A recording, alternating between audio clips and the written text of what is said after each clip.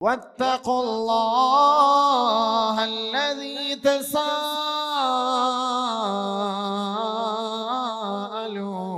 به والأرحام. ഏതൊരു റബ്ബിനെയാണോ നിങ്ങൾ നമിക്കുന്നത്, ഏതൊരു റബ്ബിനെയാണോ നിങ്ങൾ ആരാധിക്കുന്നത്, ആ റബ്ബിനെ നിങ്ങൾ ഭയപ്പെടുന്നത് പോലെ കുടുംബ ജീവിതത്തെ ഭയപ്പെടണമേ, ഭാര്യ ഭർത്തൃ ബന്ധത്തെ ഭയപ്പെടണമേ, വൈവാഹിക ജീവിതത്തെ ഭയപ്പെടണമേ. അത് കളിയല്ല, അത് ചിരിയല്ല, അത് രസമല്ല, അത് കേവലം നിസ്സാരമായ ജീവിതമല്ല. വിവാഹം കഴിക്കുക, ശാരീരിക സുഖം അനുഭവിക്കുക, അവളെ മൊഴി ചൊല്ലുക, മറ്റൊരു വിവാഹത്തിലേക്ക് കടക്കുക, അവളുമായി ലൈംഗിക ബന്ധം സ്ഥാപിക്കുക, വീണ്ടും അവളെ ഒഴിവാക്കുക, മറ്റൊരു വൈവാഹിക ജീവിതത്തിലേക്ക് കടക്കുക.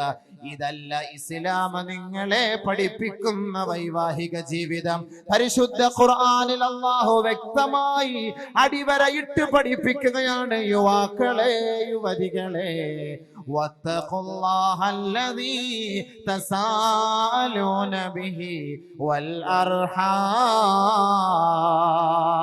അല്ലാഹുവിനെ ഭയപ്പെടുന്നത് പോലെ തന്നെ ഭാര്യയെ നിങ്ങൾ ഭയപ്പെടണമേ, ഭർത്താവിനെ ഭയപ്പെടണമേ, ഭാര്യ ഭർത്തൃ ജീവിതത്തെ ഭയപ്പെടണമേ, കുടുംബ ബന്ധത്തെ ഭയപ്പെടണമേ. കാരണം ഇതൊരു ബലിഷ്ഠമായ കരാറത്രേ, ബലിഷ്ഠമായ കരാർ. അതാണ് പരിശുദ്ധ ഖുർആൻ, പരിശുദ്ധ ഇസ്ലാം വൈവാഹിക ജീവിതത്തിന് നൽകുന്ന സന്ദേശം. കേവലം നിങ്ങൾക്ക് അടിച്ച് പന്ത് കളിക്കാൻ പറ്റിയ ഒരു തമാശയല്ല ഭാര്യ, അതേപോലെ പന്ത് കളിക്കാൻ പറ്റിയ ഒരാളല്ല, ഉപകരണമല്ല ഭർത്താവ്. സ്വർഗം കൊണ്ട് തുടക്കം കുറിച്ച ഒരു കർമ്മമാണ് വൈവാഹിക ജീവിതം. അത് ഈ ദുനിയാവിൽ നിലച്ചു പോകുന്നില്ല, അത് സ്വർഗം വരെ എത്തിച്ചേരുന്ന ഒരു കർമ്മമത്രേ. സ്വർഗം കൊണ്ട് തുടങ്ങിയ കർമ്മം അത് സ്വർഗത്തിൽ ചെന്ന് അവസാനിക്കുന്നു. ആദം നബി അലൈഹിസ്സലാത്തു വസ്സലാം ബീവി ഹവ്വയുമായുള്ള ബന്ധമാണ് സ്വർഗത്തിൽ വിവാഹത്തിന് തുടക്കം. നമ്മൾ മരണപ്പെട്ടതിന് ശേഷം നാളെ സ്വർഗത്തിൽ ഈ ഭാര്യ, ഈ ഭർത്താവ് അവിടെ ഒരുമിച്ച് കൂടും. പരിശുദ്ധ ഖുർആൻ അല്ലാഹു അവതരിപ്പിക്കുകയാണ്. ഹും വഅസ്വാജുഹും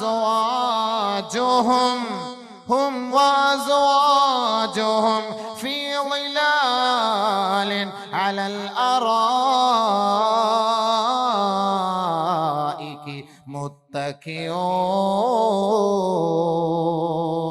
ഈ ദുനിയാവിലെ അമ്പര ചുംബികളായ കൊട്ടാരത്തിൽ അധിവസിക്കുന്ന പെണ്ണ്, അവളുടെ തുണയായ ആണ്, അവൾ മരണപ്പെട്ടാൽ, അവൻ മരണപ്പെട്ടാൽ, പള്ളിക്കാട്ടിൽ കൊണ്ടുപോയി നമ്മളെ അടക്കം ചെയ്യപ്പെട്ട് കഴിഞ്ഞാൽ അതോടുകൂടി അവസാനിക്കുന്ന കർമ്മമല്ല കുടുംബ ജീവിതം.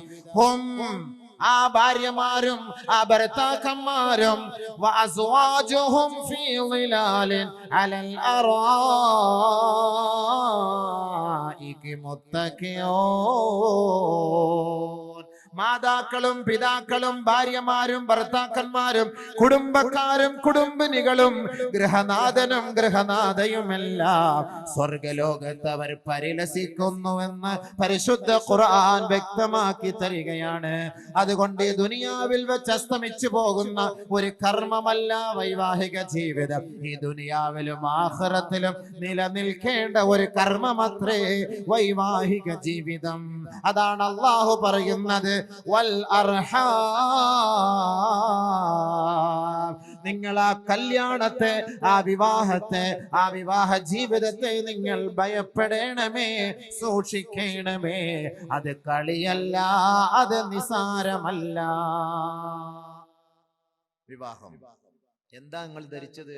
നമ്മുടെ ശാരീരിക ഇച്ഛ പൂർത്തീകരിക്കുന്ന ഒരു മാനദണ്ഡം മാത്രമാണോ വിവാഹം? ഏയ്, സ്വർഗത്തിൽ എത്തിപ്പെടാനുള്ള ഒരു കർമ്മമാണ് വിവാഹം. സ്വർഗത്തിൽ കടക്കണമെങ്കിൽ വിവാഹം കഴിക്കണം. ലാ സറൂറത ഫിൽ ഇസ്ലാം. നബിയുനാ റസൂലുള്ളാഹി തങ്ങളെ പഠിപ്പിക്കുകയാണ്, ഇസ്ലാമിൽ സന്യാസ ജീവിതമില്ല. സ്വർഗത്തിൽ കടക്കണമോ, നിങ്ങൾ വൈവാഹിക ജീവിതവുമായി ബന്ധപ്പെടണമേ. അനസ് റളിയല്ലാഹു അൻഹു റിപ്പോർട്ട് ചെയ്യുന്ന ഹദീസിൽ കാണാം, കാന റസൂലുള്ളാഹി സ്വല്ലല്ലാഹു അലൈഹി വസല്ലമ യഅ്മുറുനാ ബിൽ ബാഅ വയൻഹാ അനി തബത്തുലി നഹിയൻ ശദീദാ. വൈവാഹിക ജീവിതത്തെ ഞങ്ങളോട് കൽപ്പിക്കുമായിരുന്നു, പ്രചോദനം ചെയ്യുമായിരുന്നു. അവിവാഹിതനാകുന്നതിൽ നിന്ന് ഞങ്ങളെ നിരുത്സാഹപ്പെടുത്തുമായിരുന്നു ഹബീബായ റസൂലുള്ളാഹി സ്വല്ലല്ലാഹു അലൈഹി വസല്ലം. നബിയുടെ ശൈലി എന്താണ്? വിവാഹം കഴിക്കാൻ കൽപ്പിക്കും, കല്യാണം കഴിക്കൂ. ആരെങ്കിലും ക്രോണിക് ബാച്ചിലർ ആയിട്ട് നടക്കുന്നുവെങ്കിൽ അവനെ താക്കീത് ചെയ്യും, അത് നടക്കരുത്. ഇസ്ലാം അത് വെറുക്കുന്ന ഒരു കർമ്മമാണ്. അതുകൊണ്ട് നിങ്ങൾ വിവാഹം കഴിക്കണം. പരിശുദ്ധ ഇസ്ലാം പഠിപ്പിക്കുന്ന വിവാഹം കഴിക്കണം. അവിവാഹിതനാകാൻ ഇസ്ലാം അനുവദിക്കുന്നില്ല. അങ്ങനത്തെ ഒരു സാഹചര്യം വന്നാൽ മാത്രം, അതല്ലാതെ അവിവാഹിതനാകാൻ പാടില്ല. ക്രോണിക് ബാച്ചിലർ ആകാനും പാടില്ല. കല്യാണത്തിനുള്ള ആഫിയത്ത്, ആരോഗ്യം വന്നു കഴിഞ്ഞാൽ കഴിച്ചുകൊള്ളണം. എന്തേ കല്യാണം കഴിക്കാത്തത്? സമയമായിട്ടും വിവാഹം കഴിക്കാത്തത് എന്ത്? സമ്പത്തില്ല. അതാണ് പറയുന്ന ഒരു മാനദണ്ഡം.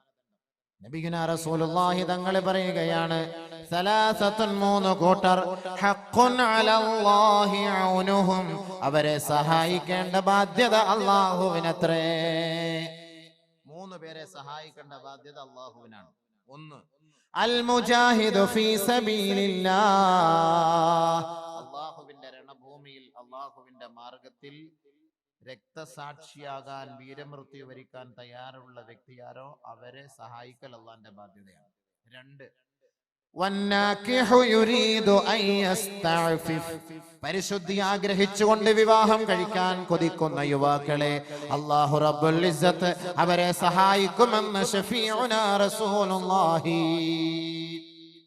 പരിശുദ്ധി ആഗ്രഹിച്ച് വിവാഹം കഴിക്കാൻ ഇഷ്ടപ്പെടുന്ന വ്യക്തികൾ ആരാണോ അവരെ സഹായിക്കേണ്ട ബാധ്യത അല്ലാഹുവിനാണെന്ന് ഹബീബായ റസൂലുള്ളാഹി സ്വല്ലല്ലാഹു അലൈഹി വസല്ലം.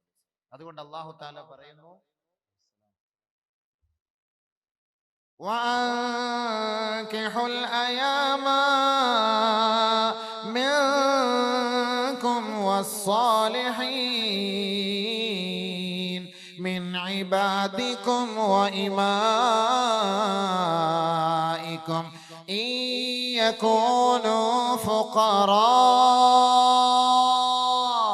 يُغْنِهِمُ اللَّهُ مِنْ فضله والله واسع عليم.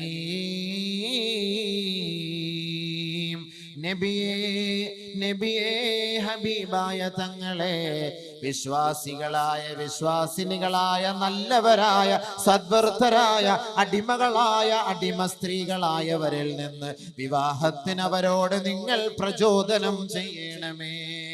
ഇയകൂനൂ ഫുഖറാ, ഒരുപക്ഷെ അവർ സാധുക്കളാണെങ്കിൽ, അവർക്ക് സമ്പത്ത് കുറഞ്ഞവരാണെങ്കിൽ, യുഗ്നിഹുമുല്ലാഹു മിൻ ഫളി, അല്ലാഹുവിന്റെ മഹത്തായ ഔദാര്യത്താൽ അല്ലാഹു അവരെ സമ്പന്നനാക്കും, ധന്യതയിലെത്തിക്കും നബിയെ. അതുകൊണ്ട് വൈവാഹിക ജീവിതത്തെ കൊണ്ട് പ്രചോദനം നൽകണമേ ഹബീബേ. അതുകൊണ്ട് കല്യാണം കഴിക്കാതിരിക്കരുത്. ക്രോണിക് ബാച്ചിലർ പെട്ടെന്ന് നിക്കാഹ് കഴിച്ചോളി. സഅദ് ഇബ്നു ഹിശാം റളിയല്ലാഹു അൻഹു റിപ്പോർട്ട് ചെയ്യുന്ന ഹദീസിൽ കാണാം, ഒരു ദിവസം മഹദിയായ ആയിഷ ബീവിയുടെ അരികിലേക്ക് സഅദ് ഇബ്നു ഹിശാം റളിയല്ലാഹു അൻഹു വന്നിട്ട് ചോദിക്കുകയാണ്, ഏ മഹദി അവറുകളെ, ഇന്നി ഉരീദു അൻ അസ്അലകി ഷൈആ, ഒരു സംശയം അവിടുത്തെ സദസ്സിൽ ചോദിക്കാൻ ഞാൻ കൊതിക്കുന്നു. ഫമാ തറൈന ഫീഹി, എന്താണ് അവിടുത്തെ അഭിപ്രായം? ആയിഷ റളിയല്ലാഹു അൻഹയോട് ചോദിക്കാൻ സഹാബി വരികയാണ്. എന്തേ സംശയം? അനി തബത്തുൽ, ഞാൻ അവിവാഹിതനാകാൻ ഇഷ്ടപ്പെടുന്നു മഹദി അവറുകളെ, അതുകൊണ്ട് വിവാഹത്തിനെ കുറിച്ചുള്ള അതിന്റെ അവിടുത്തെ അഭിപ്രായം എന്തെന്ന് ഒന്ന് അറിയിച്ചു തന്നാലും. എനിക്ക് വിവാഹം കഴിക്കാൻ ഇഷ്ടമില്ല, അതുകൊണ്ട് ഞാൻ അവിവാഹിതനാകാൻ ആഗ്രഹിക്കും, എന്താണ് അവിടുത്തെ അഭിപ്രായം? ഉടനെ ആയിഷ റളിയല്ലാഹു തആല അൻഹ പരിശുദ്ധ ഖുർആനിലെ ഒരു ആയത്ത് ഓതി കേൾപ്പിക്കുകയാണ്. വലഖദ് അർസൽനാ റസൂലൻ മിൻ ഖബ്ലിക വജഅൽനാ ലഹും അസ്വാജൻ വദുർരിയ്യ ഫലാ തതബത്തൽ. ബഹുമാനപ്പെട്ട ആയിഷ സിദ്ദീഖ റളിയല്ലാഹു അൻഹ ഓതി കൊടുത്തു. ഹബീബായ റസൂലുള്ളാഹി തങ്ങൾക്ക് അല്ലാഹു അവതരിപ്പിച്ച ആയത്താണ്. വലഖദ് അർസൽനാ റസുലൻ മിൻ ഖബലിക്. നബിയേ, അങ്ങേക്ക് മുമ്പ് ധാരാളം പ്രവാചകന്മാരെ ഈ ലോകത്തേക്ക് നാം നിയോഗിച്ചിട്ടുണ്ട്. വജഅൽനാ ലഹും അസ്വാജാ വജഅൽനാ ലഹും അസ്വാജാ. അവർക്ക് നാം ഭാര്യമാരെ നൽകി ഹബീബേ. വദുർരിയ, അവർക്ക് സന്താനങ്ങളെയും നാം നൽകി. അതുകൊണ്ട് സഅദേ ഫലാ തതബത്തൽ, നീ അവിവാഹിതനാകരുതേ, വിവാഹം കഴിക്കണേ, വിവാഹിതനാകണമേ മഹദിയായ ആയിഷ. കല്യാണം കഴിച്ചോ, വിവാഹം കഴിക്കേണ്ട സമയത്തിയാല് കല്യാണം കഴിച്ചോ, ചിന്തിക്കാൻ പാടില്ല. ഇത് ഖുർആനും ഹദീസും കൊണ്ട് സ്ഥിരപ്പെട്ട നിസ്സായ സത്യമാണിത്. ബഹുമാനമുള്ള സഹോദരങ്ങളെ, വിവാഹം കഴിക്കാൻ നമ്മൾ നിയ്യത്തെടുത്തു കഴിഞ്ഞാൽ എന്താണ് ആദ്യം ചെയ്യേണ്ട പരിപാടി എന്നറിയോ? പെണ്ണിനെ പോയി കാണണം. പെണ്ണ് കാണാതെ കല്യാണം കഴിക്കരുത്. ശ്രദ്ധിക്കേണ്ട വിഷയം തന്നെയാണ്. കല്യാണം ഫോട്ടോയിലൊന്നും കണ്ടിട്ട് പെണ്ണിന്റെ ചന്തമാണ്, അവള് നല്ല മൊഞ്ചുള്ള അടിച്ചുപൊളിയുള്ള, അതൊന്നും പറഞ്ഞിട്ട് കാര്യമില്ല. പെണ്ണ് എന്തായാലും ചിരിച്ചുകൊണ്ടിരിക്കൂലല്ലോ ഫോട്ടോയിൽ. ചില പെണ്ണുങ്ങൾ ചിരിച്ചാലും പുഞ്ചിരിക്കുള്ളൂ, പല്ല് കാണൂല. അതുകൊണ്ട് എന്ത് ചെയ്യണം? അവളെ പോയി നേരിട്ട് കണ്ട് സംസാരിച്ച് അവളുടെ പല്ല്, അവളുടെ ചുണ്ട്, അവളുടെ നാവ്, അവളുടെ ശരീരഭാഗങ്ങൾ, ആകാര സൗഷ്ഠവങ്ങൾ ഒറ്റ നോട്ടത്തിൽ നമുക്ക് മനസ്സിലാക്കാൻ കഴിയും. അതല്ലാതെ തൊള്ള തുറന്നു നോക്കാനല്ല പറയാ. അവളെ പോയി കണ്ട് സംസാരിച്ച് മനസ്സിലാക്കിയിട്ട് അവളുടെ സ്വഭാവ രീതികളൊക്കെ നമുക്ക് ഒറ്റ നോട്ടത്തിൽ മനസ്സിലാക്കാൻ കഴിയും. അങ്ങനെ അവളെ കാണാതെ കണ്ട് ആരും വിവാഹം കഴിക്കരുത്. പെണ്ണ് കാണാതെ, അതേപോലെ പെണ്ണ് ചെറുക്കനെ കാണാതെ, രണ്ടു കൂട്ടരും തൃപ്തിപ്പെടാതെ വിവാഹത്തിന് വേണ്ടി നിങ്ങൾ കൈ കൊടുക്കരുത്. ഉപ്പമാരും ഉമ്മമാരും ഏതെങ്കിലും ഗൾഫിൽ നിൽക്കുന്ന മക്കൾക്ക് പെണ്ണിനെ കണ്ടുവെക്കും, ഇവിടെ ആലോചിച്ച് റെഡിയാക്കി ഒക്കെ വെക്കും, ഉറപ്പിച്ച് റെഡിയാക്കി വെക്കും. മോനെ, നീ വന്നാലും നിനക്ക് ഞാൻ വിവാഹം കഴിപ്പിച്ചു തരാം, എല്ലാം ഓക്കെയാണ്. പക്ഷെ അവന് ഇഷ്ടമില്ലാത്ത പെണ്ണായിരിക്കും. ഒരിക്കലും അതിന് ഉപ്പയും ഉമ്മയും തയ്യാറാകരുത്. അത് ഏറ്റവും വലിയ തെറ്റാണ്. ആ കുടുംബ ജീവിതം റാഹത്തിലെത്തൂല, അതാകെ ഇടങ്ങേറിലാവും. അത് നബിതങ്ങൾ പറയുന്നു. ബഹുമാനപ്പെട്ട മുഗീറത്ത് ബിൻ ശുഅബ റളിയല്ലാഹു തആല അൻഹു റിപ്പോർട്ട് ചെയ്യുന്ന ഹദീസിൽ കാണാം, ഖുൽതു, ഞാൻ നബി തങ്ങളോട് ചോദിച്ചു, യാ റസൂലല്ലാഹ്, അല്ലാഹുവിന്റെ റസൂലേ, ഖതബതു ഇംറഅതൻ, ഒരു പെണ്ണിനെ ഞാൻ കല്യാണ ആലോചന നടത്തി ഓക്കെയാക്കി റെഡിയാക്കി വെച്ചിരിക്കുകയാണ് നബിയേ. ഒരു പെണ്ണിനെ കല്യാണ ആലോചന നടത്തി ശരിയാക്കി റെഡിയാക്കിയിരിക്കുകയാണ്. നബി തങ്ങളുടെ അഭിപ്രായം ചോദിക്കുകയാണ്. ഉടനെ നബി തങ്ങൾ അദ്ദേഹത്തോട് ചോദിച്ചു, ഹൽ നളറത ഇലൈഹാ, ഏ മുഗീറ, നീ ആ പെണ്ണിനെ കണ്ടുവോ? വിവാഹം കഴിക്കുന്നതിന് മുമ്പ് നീ ആ പെണ്ണിനെ കണ്ടോ എന്ന് ചോദിച്ചു. ഖുൽതു ലാ യാ റസൂലല്ലാഹ്, ഞാൻ കണ്ടില്ല നബിയെ എന്ന് പറഞ്ഞപ്പോ അല്ലാഹുവിന്റെ റസൂൽ മറുപടി നൽകി, ഉൻളുർ ഇലൈഹാ, അവളെ നീ പോയി കാണണം. ഫഇന്നഹു അഹ്റാ അയ്യൂദമ ബൈനകുമാ, നിങ്ങളുടെ കുടുംബ ജീവിതം, വൈവാഹിക ജീവിതം, ഭാര്യ ഭർതൃ ബന്ധം, അത് പ്രയോജനമുള്ളതും അത് സന്തോഷമുള്ളതും അത് രൂഢമൂലമുള്ളതും അത് സുദൃഢമാകുന്നതിനും പെണ്ണ് കാണൽ അഭികാമ്യമാണ് മുഗീറ. അതുകൊണ്ട് പെണ്ണിനെ കാണാതെ വിവാഹം കഴിക്കരുതേ. നബിയുനാ റസൂലുള്ളാഹി. കല്യാണം കഴിക്കുക എന്ന് പറഞ്ഞാൽ പെണ്ണിനെ ഫോട്ടോയിലോ അല്ലെങ്കിൽ കണ്ടിട്ടൊന്നും കാര്യമില്ല. നേരിട്ട് പോയി അവളെ കണ്ട് അവളെ കണ്ടുപോയിട്ട് സംസാരിക്കുക. അതൊക്കെ ഇനി എങ്ങനെയാണ് കാണുക, അതിന്റെ നിയമങ്ങളൊക്കെ നമ്മൾ ഒരുപാട് പറഞ്ഞു പോയാൽ എനിക്കൊന്ന് പറഞ്ഞ് എൻ്റെ വിഷയത്തിൽ തീർക്കാൻ പറ്റില്ല. നാളെ ഈ വിഷയമല്ല, നാളെ അടുത്ത വിഷയമാണ്. അത് കൂടുതൽ പറഞ്ഞാൽ പെട്ടെന്ന് ഇങ്ങനെ ഓരോന്ന് ടച്ച് ചെയ്ത് പോകും. അതൊക്കെ ഉലമാക്കളായിട്ട് ചോദിച്ച് മനസ്സിലാക്കി. പെണ്ണിനെ കാണാൻ പോകുമ്പോൾ നാട്ടുകാരെ മുഴുവനും വിളിച്ചുകൊണ്ട് പോകേണ്ട കാര്യമില്ല. ഇന്ന് കൂട്ടുകാരെ മുഴുവനും കൂട്ടിക്കൊണ്ട് ഒരു ടാറ്റാ സുമോ പിടിക്കും, അല്ലെങ്കിൽ ഒരു ഇന്നോവ എടുക്കും, അതിലെല്ലാരെയും കൂട്ടിക്കൊണ്ട് പോയിട്ട് പെണ്ണ് കാണുക. ആ ഒരു നിയമമല്ല ഇസ്ലാം. ആരാണ് വിവാഹം കഴിക്കുന്നത് അവൻ മാത്രം പെണ്ണിനെ കാണണം. ഒരു ഉപ്പയും ഒരു ഉമ്മയും കാട്ടിക്കൊടുക്കാനും പാടില്ല. പെണ്ണ് കല്യാണം കഴിക്കാൻ ആഗ്രഹിക്കുന്ന ആ യുവാവിനെ അല്ലാതെ മറ്റൊരു ചങ്ങാതിമാരെയും കാണിക്കരുത്. അവളോട് പോയിട്ട് നേരിട്ട് സംസാരിക്കുക, ചോദിക്കാം, നിന്റെ പേര് ചോദിക്കാം, നാളെ ചോദിക്കാം, കാര്യങ്ങൾ ചോദിക്കാം. അവളുടെ ശാരീരികമായി ആന്തരികമായി വല്ല രോഗമുണ്ടോ എന്ന് അങ്ങോട്ടും ഇങ്ങോട്ടും ചോദിക്കണം. അത് പറയണം. അത് ഒളിച്ചു വെച്ച് കല്യാണം കഴിപ്പിച്ച് കൊടുക്കരുത്. ഷുഗർ പേഷ്യന്റുകാരായിരിക്കും, അപസ്മാര രോഗിണിയായിരിക്കാം, അല്ലെങ്കിൽ ആന്തരികമായി എന്തെങ്കിലും കുഴപ്പമുള്ളവളായിരിക്കാം, കുഴപ്പമുള്ളവനായിരിക്കാം. രണ്ടു കൂട്ടരും രഹസ്യങ്ങൾ മറച്ചു വെച്ചുകൊണ്ട് കല്യാണം കഴിക്കരുത്. അങ്ങനെ കഴിച്ചാൽ ആ രഹസ്യം മണിയറയിൽ വെച്ച് പരസ്യമാകുമ്പോൾ ആ കുടുംബം പിരിഞ്ഞു താറുമാറായി പോകും. അതുകൊണ്ട് തുടക്കത്തിൽ ശ്രദ്ധിക്കേണ്ടത്, വിവാഹം കഴിക്കുന്നതിന് മുമ്പ് ഇരു കൂട്ടരും പരസ്പരം ഒരു ധാരണയിലെത്തണം. എങ്ങനെ? നിന്റെ രോഗം എന്താണ്, എന്റെ രോഗം എന്താണ്? എനിക്ക് പറയപ്പെട്ട രോഗങ്ങളൊന്നുമില്ല, അൽഹംദുലില്ലാഹ്. സത്യം മാത്രമേ പറയാവൂ. കാരണം സ്വർഗത്തിലേക്ക് പോകേണ്ട ഒരു കർമ്മമാണ് വൈവാഹിക ജീവിതം. മഹറുകാർ ഇതെല്ലാം ഒപ്പിച്ചു വെക്കുന്നത് എന്തിനാണ്? ചുമ്മാ എങ്ങനെങ്കിലും കുറെ പെണ്ണുങ്ങളെ തടി സലാമത്താക്കാൻ വേണ്ടി. ആ ഒരു പണിയല്ല. സ്വർഗത്തിലേക്കുള്ള ഒരു വഴിയാണ് ഇത് തുടങ്ങി വെക്കുന്നത്. അത് നിങ്ങൾ മനസ്സിലാക്കണം. സ്വർഗത്തിലേക്കുള്ള ഒരു പാതയാണിത്. പെണ്ണുങ്ങളെ പിഴച്ചു പോകാതിരിക്കാൻ വിവാഹപ്രായമെത്തിയ പെണ്ണ്, അവൾക്കൊരു കുടുംബജീവിതം നയിക്കാനുള്ള ഒരു ത്രാണി ഉണ്ടാകാതെ വരുമ്പോ അവളുടെ കണ്ണുനീരൊപ്പിയെടുക്കുന്നതിന് വേണ്ടിയുള്ള ഒരു പ്രവർത്തനമാണ് മഹർ നടത്തുന്നത്. അപ്പൊ അതുകൊണ്ട് അങ്ങനെ ചെയ്ത് അവളെ സ്വർഗത്തിലേക്ക് കൈപിടിച്ചുയർത്തുക, സ്വർഗത്തിലേക്ക് പോകുന്നതിനുള്ള ഒരു വഴിയാണ്. അതുകൊണ്ട് അത് നിങ്ങൾ മനസ്സിലാക്കണം. കളിയല്ല, ചിരിയല്ല, തമാശയല്ല. അതുകൊണ്ട് തുടക്കത്തിൽ തന്നെ അവനോട് ചോദിച്ച് ഇരു കൂട്ടരെ സമ്മതിക്കണം. ഭാര്യയും ഒരു പെണ്ണും ഒരാണും കണ്ട് പരസ്പരം നല്ല നിലയിൽ ഇഷ്ടപ്പെട്ടിട്ടല്ലാതെ കണ്ട് നിങ്ങൾ കല്യാണത്തിന് മൂളരുത്, സമ്മതിക്കരുത്. നബിയുനാ റസൂലുള്ളാഹി സ്വല്ലല്ലാഹു അലൈഹി വസല്ലമ തങ്ങൾ പറയുന്നു, ഒരു പെണ്ണിനെയും നിങ്ങൾ നിർബന്ധിക്കരുത്. ലാ തുൻകഹുൽ അയ്യിമു ഹത്താ തുസ്തഅമറ വലാ തുൻകഹുൽ ബിക്റു ഹത്താ തുസ്തഅദന. വിധവയായ പെണ്ണ് അവൾ പറഞ്ഞിട്ടല്ലാതെയും, കന്യകയായ പെണ്ണ് അവളുടെ അനുവാദമില്ലാതെയും നിങ്ങൾ വിവാഹം കഴിച്ചു കൊടുക്കരുതേ. വിധവയായ പെണ്ണ് ആ വിധവയായ പെണ്ണാണെങ്കിൽ അവളുടെ അനുവാദം കിട്ടണം. ഇങ്ങോട്ട് ചില പെണ്ണുങ്ങൾക്ക് ഭർത്താവ് മരിച്ചുപോയ വിരഹ ദുഃഖത്താൽ വിഷമിച്ച് മറ്റൊരു വിവാഹം വേണ്ട എന്ന് ആഗ്രഹിക്കുന്നവളുണ്ടാകും. അതുകൊണ്ട് നമ്മൾ അവളെ ഇടയ്ക്കിടയ്ക്ക് പോയി ഇടങ്ങേറാക്കണ്ട. അവൾ പറയും എനിക്കൊരു വിവാഹം വേണം, 1 വർഷം 2 വർഷം കഴിഞ്ഞൊരു വിവാഹം വേണമെന്ന് പറയുമ്പോൾ നിങ്ങൾ അവളെ വിവാഹം കഴിപ്പിച്ചു കൊടുക്കുക.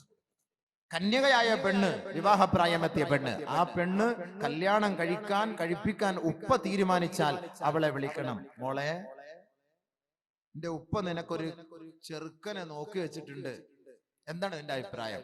കല്യാണം കഴിപ്പിച്ചു കൊടുക്കട്ടെ, എന്റെ അഭിപ്രായം എന്താ ചോദിക്കണം. അഭിപ്രായം ചോദിക്കാതെ, പെണ്ണിന്റെ അനുവാദമില്ലാതെ നിങ്ങൾ വാപ്പ നിർബന്ധിച്ച് വിവാഹം കഴിപ്പിച്ചു കൊടുക്കാൻ പാടില്ല. ഖാലു, സഹാബത്ത് ചോദിക്കുകയാണ്, കൈഫ ഇദ്നുഹാ യാ റസൂലല്ലാഹ്, എന്താണ് അനുവാദം നബിയേ? ഒരു കന്യകയായ പെണ്ണിനോട് വിവാഹത്തെ കുറിച്ച് ചോദിക്കുമ്പോ അവളുടെ ഭാഗത്തു നിന്നുള്ള മറുപടി എങ്ങനെയായിരിക്കുമെന്ന് അള്ളാന്റെ റസൂലിനോട് സഹാബത്ത് ചോദിച്ചപ്പോൾ അള്ളാന്റെ റസൂല് മറുപടി പറഞ്ഞു, അൻതസ്കുതാ. ഒരു പിതാവ് തന്റെ മകളെ വിളിച്ചിട്ട് വിവാഹം കഴിപ്പിക്കാൻ ഞാൻ ആഗ്രഹിക്കുന്നു എന്ന് പറയുമ്പോൾ അവൾ മൗനം ദീക്ഷിച്ചാൽ അതിന്റെ അർത്ഥം സമ്മതം. മൗനം സമ്മതം, അതാണ് അതിന്റെ അർത്ഥം. ഞങ്ങൾ പറഞ്ഞു, അതെല്ലാം നിർബന്ധിച്ച് വിവാഹം കഴിക്കരുത്. ഹൻസ റളിയല്ലാഹു തആല അൻഹ റിപ്പോർട്ട് ചെയ്യുന്ന ഹദീസിൽ കാണാം, ഇന്ന അബാഹാ സവ്വജഹാ വഹിയ കാരിഹത്തുൻ. അവൾ ഇഷ്ടപ്പെടാത്ത ഒരു ഭർത്താവിനെ തന്റെ ഉപ്പ നിർബന്ധിച്ച് വിവാഹം കഴിപ്പിച്ചു കൊടുത്തു. അള്ളാന്റെ റസൂലിന്റെ ഹളറത്തിൽ വന്നുകൊണ്ട് അവൾ പറയുകയാണ്, യാ റസൂലല്ലാഹ്, എന്റെ ഉപ്പ എന്നെ നിർബന്ധിപ്പിച്ച് വിവാഹം കഴിപ്പിച്ചു കൊടുത്തു നബിയേ, എനിക്ക് ആ വിവാഹത്തോട് താല്പര്യമില്ല യാ റസൂലല്ലാഹ്. ഫറദ്ദഹാ റസൂലുള്ളാഹി സ്വല്ലല്ലാഹു അലൈഹി വസല്ലം. അല്ലാഹുവിന്റെ റസൂല് ആ വിവാഹം അസാധുവാക്കി എന്ന് ഹദീസിൽ കാണാം. മറ്റൊരു റിവായത്തിൽ കാണാം, ഹൻസ റളിയല്ലാഹു തആല അൻഹ നബി തങ്ങളോട് ഈ ആവശ്യം ഉന്നയിച്ചു പറഞ്ഞപ്പോ അല്ലാഹുവിന്റെ റസൂലിന്റെ മുന്നിൽ ഹൻസ റളിയല്ലാഹു അൻഹ പറഞ്ഞു, യാ റസൂലല്ലാഹ്, ഞങ്ങൾ യുവതികളാണ്, ഞങ്ങൾക്ക് ഒരുപാട് അഭിലാഷങ്ങളും ആഗ്രഹങ്ങളുമുണ്ട്. ഒരു ഭർത്താവ് ആരായിരിക്കണം, ആ ഭർത്താവിന്റെ അവസ്ഥകളെ കുറിച്ചറിയണം. അതുകൊണ്ട് ഞങ്ങളുടെ മാനസിക അവസ്ഥ മനസ്സിലാക്കാതെ ഒരു പെണ്ണിനെയും ഒരു ഉപ്പമാരും നിർബന്ധിക്കാൻ പാടില്ല. അതുകൊണ്ട് എന്റെ ഉപ്പ എന്നെ നിർബന്ധിപ്പിച്ച് വിവാഹം കഴിപ്പിച്ചത് ഞാൻ സമ്മതിക്കാം നബിയെ. ഇനി മേലിൽ ലോകത്ത് ഒരു മുസ്ലിം പെണ്ണിനെയും അവളുടെ പിതാവ് അവളുടെ അനുവാദമില്ലാതെ വിവാഹം കഴിപ്പിക്കാൻ പാടില്ല. അതുകൊണ്ട്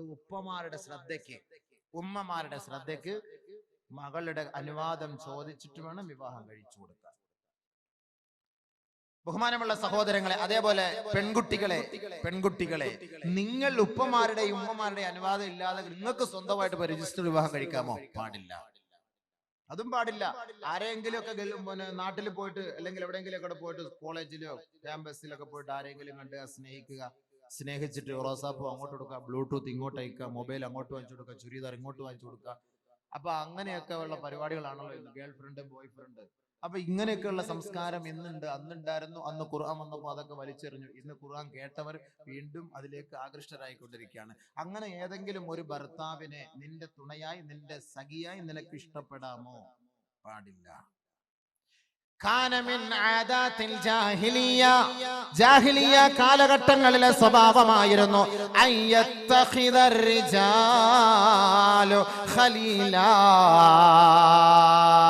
അറേബ്യൻ കാലഘട്ടങ്ങളിൽ സ്ത്രീകൾക്കും കുട്ടികൾക്കും പെൺകുട്ടികൾക്കും മാതാക്കൾക്കും സഹോദരിമാർക്കും സ്ഥാനമാനമില്ലാത്ത ആ നികൃഷ്ടരായ നിന്ദ്യരായിരുന്ന ആ കാലഘട്ടത്തിൽ അള്ളാഹുവിന്റെ റസൂല് ജനിച്ചു വീഴുമ്പോൾ ഹിജാസിന്റെ മക്കളുടെ അവസ്ഥ എന്തായിരുന്നു എന്നറിയുമോ?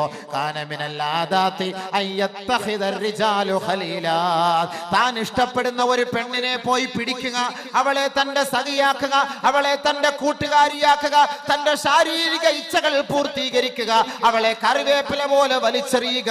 അതേപോലെ തന്നെ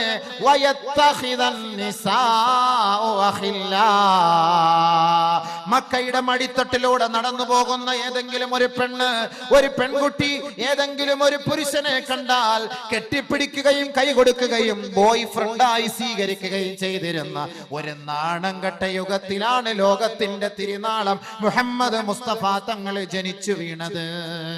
ഇന്ന് സാംസ്കാരിക ബോധമുള്ള ഈ നാട്ടുകാർ, സാംസ്കാരിക ബോധമുള്ള മുസ്ലിം കുടുംബത്തിലെ പെണ്ണ് ബോയ് ഫ്രണ്ടും ഗേൾ ഫ്രണ്ടിനെയും കീഴിൽ കിടന്ന് ആനന്ദിക്കുകയല്ലേ, ഉല്ലസിക്കുകയല്ലേ, അട്ടഹസിക്കുകയല്ലേ?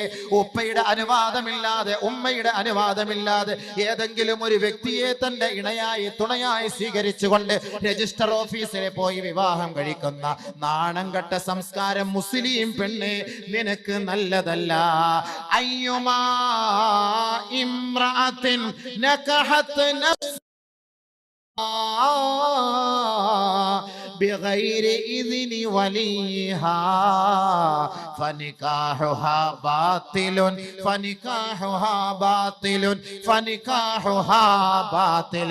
ആയിരത്താണ്ട് വർഷങ്ങൾക്ക് മുമ്പ് അറേബ്യൻ കാലഘട്ടങ്ങളിൽ നടന്ന സംസ്കാര ശൂന്യതയെ അള്ളാഹുവിന്റെ റസൂല് മണത്തറിഞ്ഞുകൊണ്ട് 21-ാം നൂറ്റാണ്ടിലെ മുസ്ലിം സഹോദരിമാരും ആ ഒരു രംഗത്തെ അവർ അവലംബിക്കുമെന്ന് മനസ്സിലാക്കിക്കൊണ്ട് അള്ളാന്റെ റസൂല് ഹിജാസിന്റെ മണ്ണിൽ നിന്ന് പൊട്ടിത്തെറിച്ചുകൊണ്ട് പറയുകയാ, ഏ മുസ്ലിം പെൺകുട്ടികളെ, അയ്യുമാ ഇംറാത്തിൻ, ഏതെങ്കിലും ഒരു മുസ്ലിം പെണ്ണ് നകഹത് നഫ്സഹാ, തന്റെ ശരീരത്തെ അവൾ വിവാഹത്തിന് വേണ്ടി തയ്യാറാക്കുകയാണ്, ബിഗൈരി ഇദ്നി വലിഹാ, തന്റെ ഉപ്പ അറിയാതെ, തന്റെ ഉമ്മ അറിയാതെ, തനിക്ക് സംരക്ഷണം നൽകുന്ന തന്റെ രക്ഷകർത്താക്കൾ അറിയാതെ ഏതെങ്കിലും ഒരു പെണ്ണ് സ്വന്തം സ്വമേധയാ തന്റെ ശരീരത്തെ നിക്കാഹിന് വേണ്ടി തയ്യാറാക്കിയാൽ ഫനികാഹുഹാ ബാത്തിലുൻ ഫനികാഹുഹാ ബാത്തിലുൻ ഫനികാഹുഹാ ബാത്തിലുൻ. 3 പ്രാവശ്യം നബി തങ്ങൾ പറഞ്ഞു, അവളുടെ നിക്കാഹ് അസാധുവാണ്, അവളുടെ വിവാഹം അസാധുവാണ്, അവളുടെ വിവാഹം അസാധുവാണ്, അവളുടെ ബന്ധം, ശാരീരിക ബന്ധം അത് വ്യഭിചാരമാണ്, അത് വ്യഭിചാരമാണ്, അത് വ്യഭിചാരമാണ്. മുഹമ്മദ് മുസ്തഫ സല്ലല്ലാഹു അലൈഹി വസല്ലം. അപ്പൊ രജിസ്റ്റർ ഓഫീസിൽ പോയിട്ട് ഏതെങ്കിലും ഒരു ചങ്ങാതിയെ കൂട്ടിക്കൊണ്ട് പോയിട്ട് കല്യാണം കഴിക്കാവോ? സ്വന്തമായിട്ട് അങ്ങനെ ഒളിച്ചോടി പോയിട്ട് വിവാഹം കഴിച്ചാൽ വ്യഭിചാരം, വ്യഭിചാരം, വ്യഭിചാരം. എന്താ വ്യഭിചാരത്തിന്റെ ശിക്ഷ? അത് ഞാൻ ഇനി പറയണോ? അത് വരുന്നുണ്ട് ഇൻഷാ അല്ലാഹ്. പറയാൻ ഞാൻ പറഞ്ഞുതരാം. നിക്കാഹിന്റെ കാര്യം ഒന്ന് പറഞ്ഞു എത്തിക്കട്ടെ. അതുകൊണ്ട് ആ നിക്കാഹ് അസാധുവാണ്, അത് തള്ളേണ്ടതാണ്, അത് ഉൾക്കൊള്ളാൻ കഴിയില്ല, അത് വലിച്ചെറിയേണ്ടതാണ്. അവളെ ഒരിക്കലും അംഗീകരിക്കാൻ കഴിയില്ല, അവനെ നമുക്ക് അംഗീകരിക്കാൻ കഴിയില്ല. ഇത് ജാഹിലിയ കാലഘട്ടങ്ങളിലെ സംസ്കാരം. ആ സംസ്കാരമല്ല ഇസ്ലാമിക സംസ്കാരം. ഇസ്ലാം സംസ്കാരം പഠിപ്പിക്കുന്നു. അതുകൊണ്ടാണ് നബി തങ്ങൾ പറഞ്ഞത്, എന്തിനാണ് നിക്കാഹ്, എന്തിനാണ് വിവാഹം?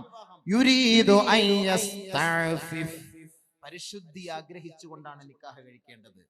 ശാരീരിക ബന്ധം മാത്രമല്ല, കുടുംബ ജീവിതം, ഭാര്യാഭർത്തൃ ബന്ധം, സ്വസ്ഥമായ കുടുംബ ജീവിതം നമുക്ക് അള്ളാഹുവും അള്ളാഹുവിന്റെ റസൂലും നമുക്ക് പഠിപ്പിച്ചു തരുന്ന ഒരു മഹത്തായ ഒരു മാർഗമാണ് വൈവാഹിക ജീവിതം. അതുകൊണ്ടാണ് നബി തങ്ങൾ പറഞ്ഞത്, പെണ്ണിനെ കണ്ടിട്ടേ വിവാഹം കഴിക്കാവൂ. അതേപോലെ നബിയുനാ റസൂൽ തങ്ങൾ പറഞ്ഞു, കല്യാണം കഴിക്കാൻ പോകുമ്പോ ആ പെണ്ണിന്റെ അനുവാദത്തോടൊപ്പം നീ തെരഞ്ഞെടുക്കേണ്ടത് കന്യകയായ പെണ്ണിനെയായിരിക്കണം.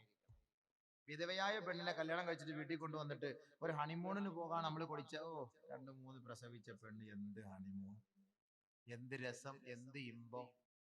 അപ്പൊ അതുകൊണ്ട് വിധവയ്ക്കുള്ള വിവാഹം പ്രോത്സാഹനമല്ല എന്നല്ല ഇതിനർത്ഥം. അത് വിഷയം വേറെ, അത് ചർച്ച വേറെ, അതിന് കൂലി വേറെ, അത് മറ്റൊരു അർത്ഥം.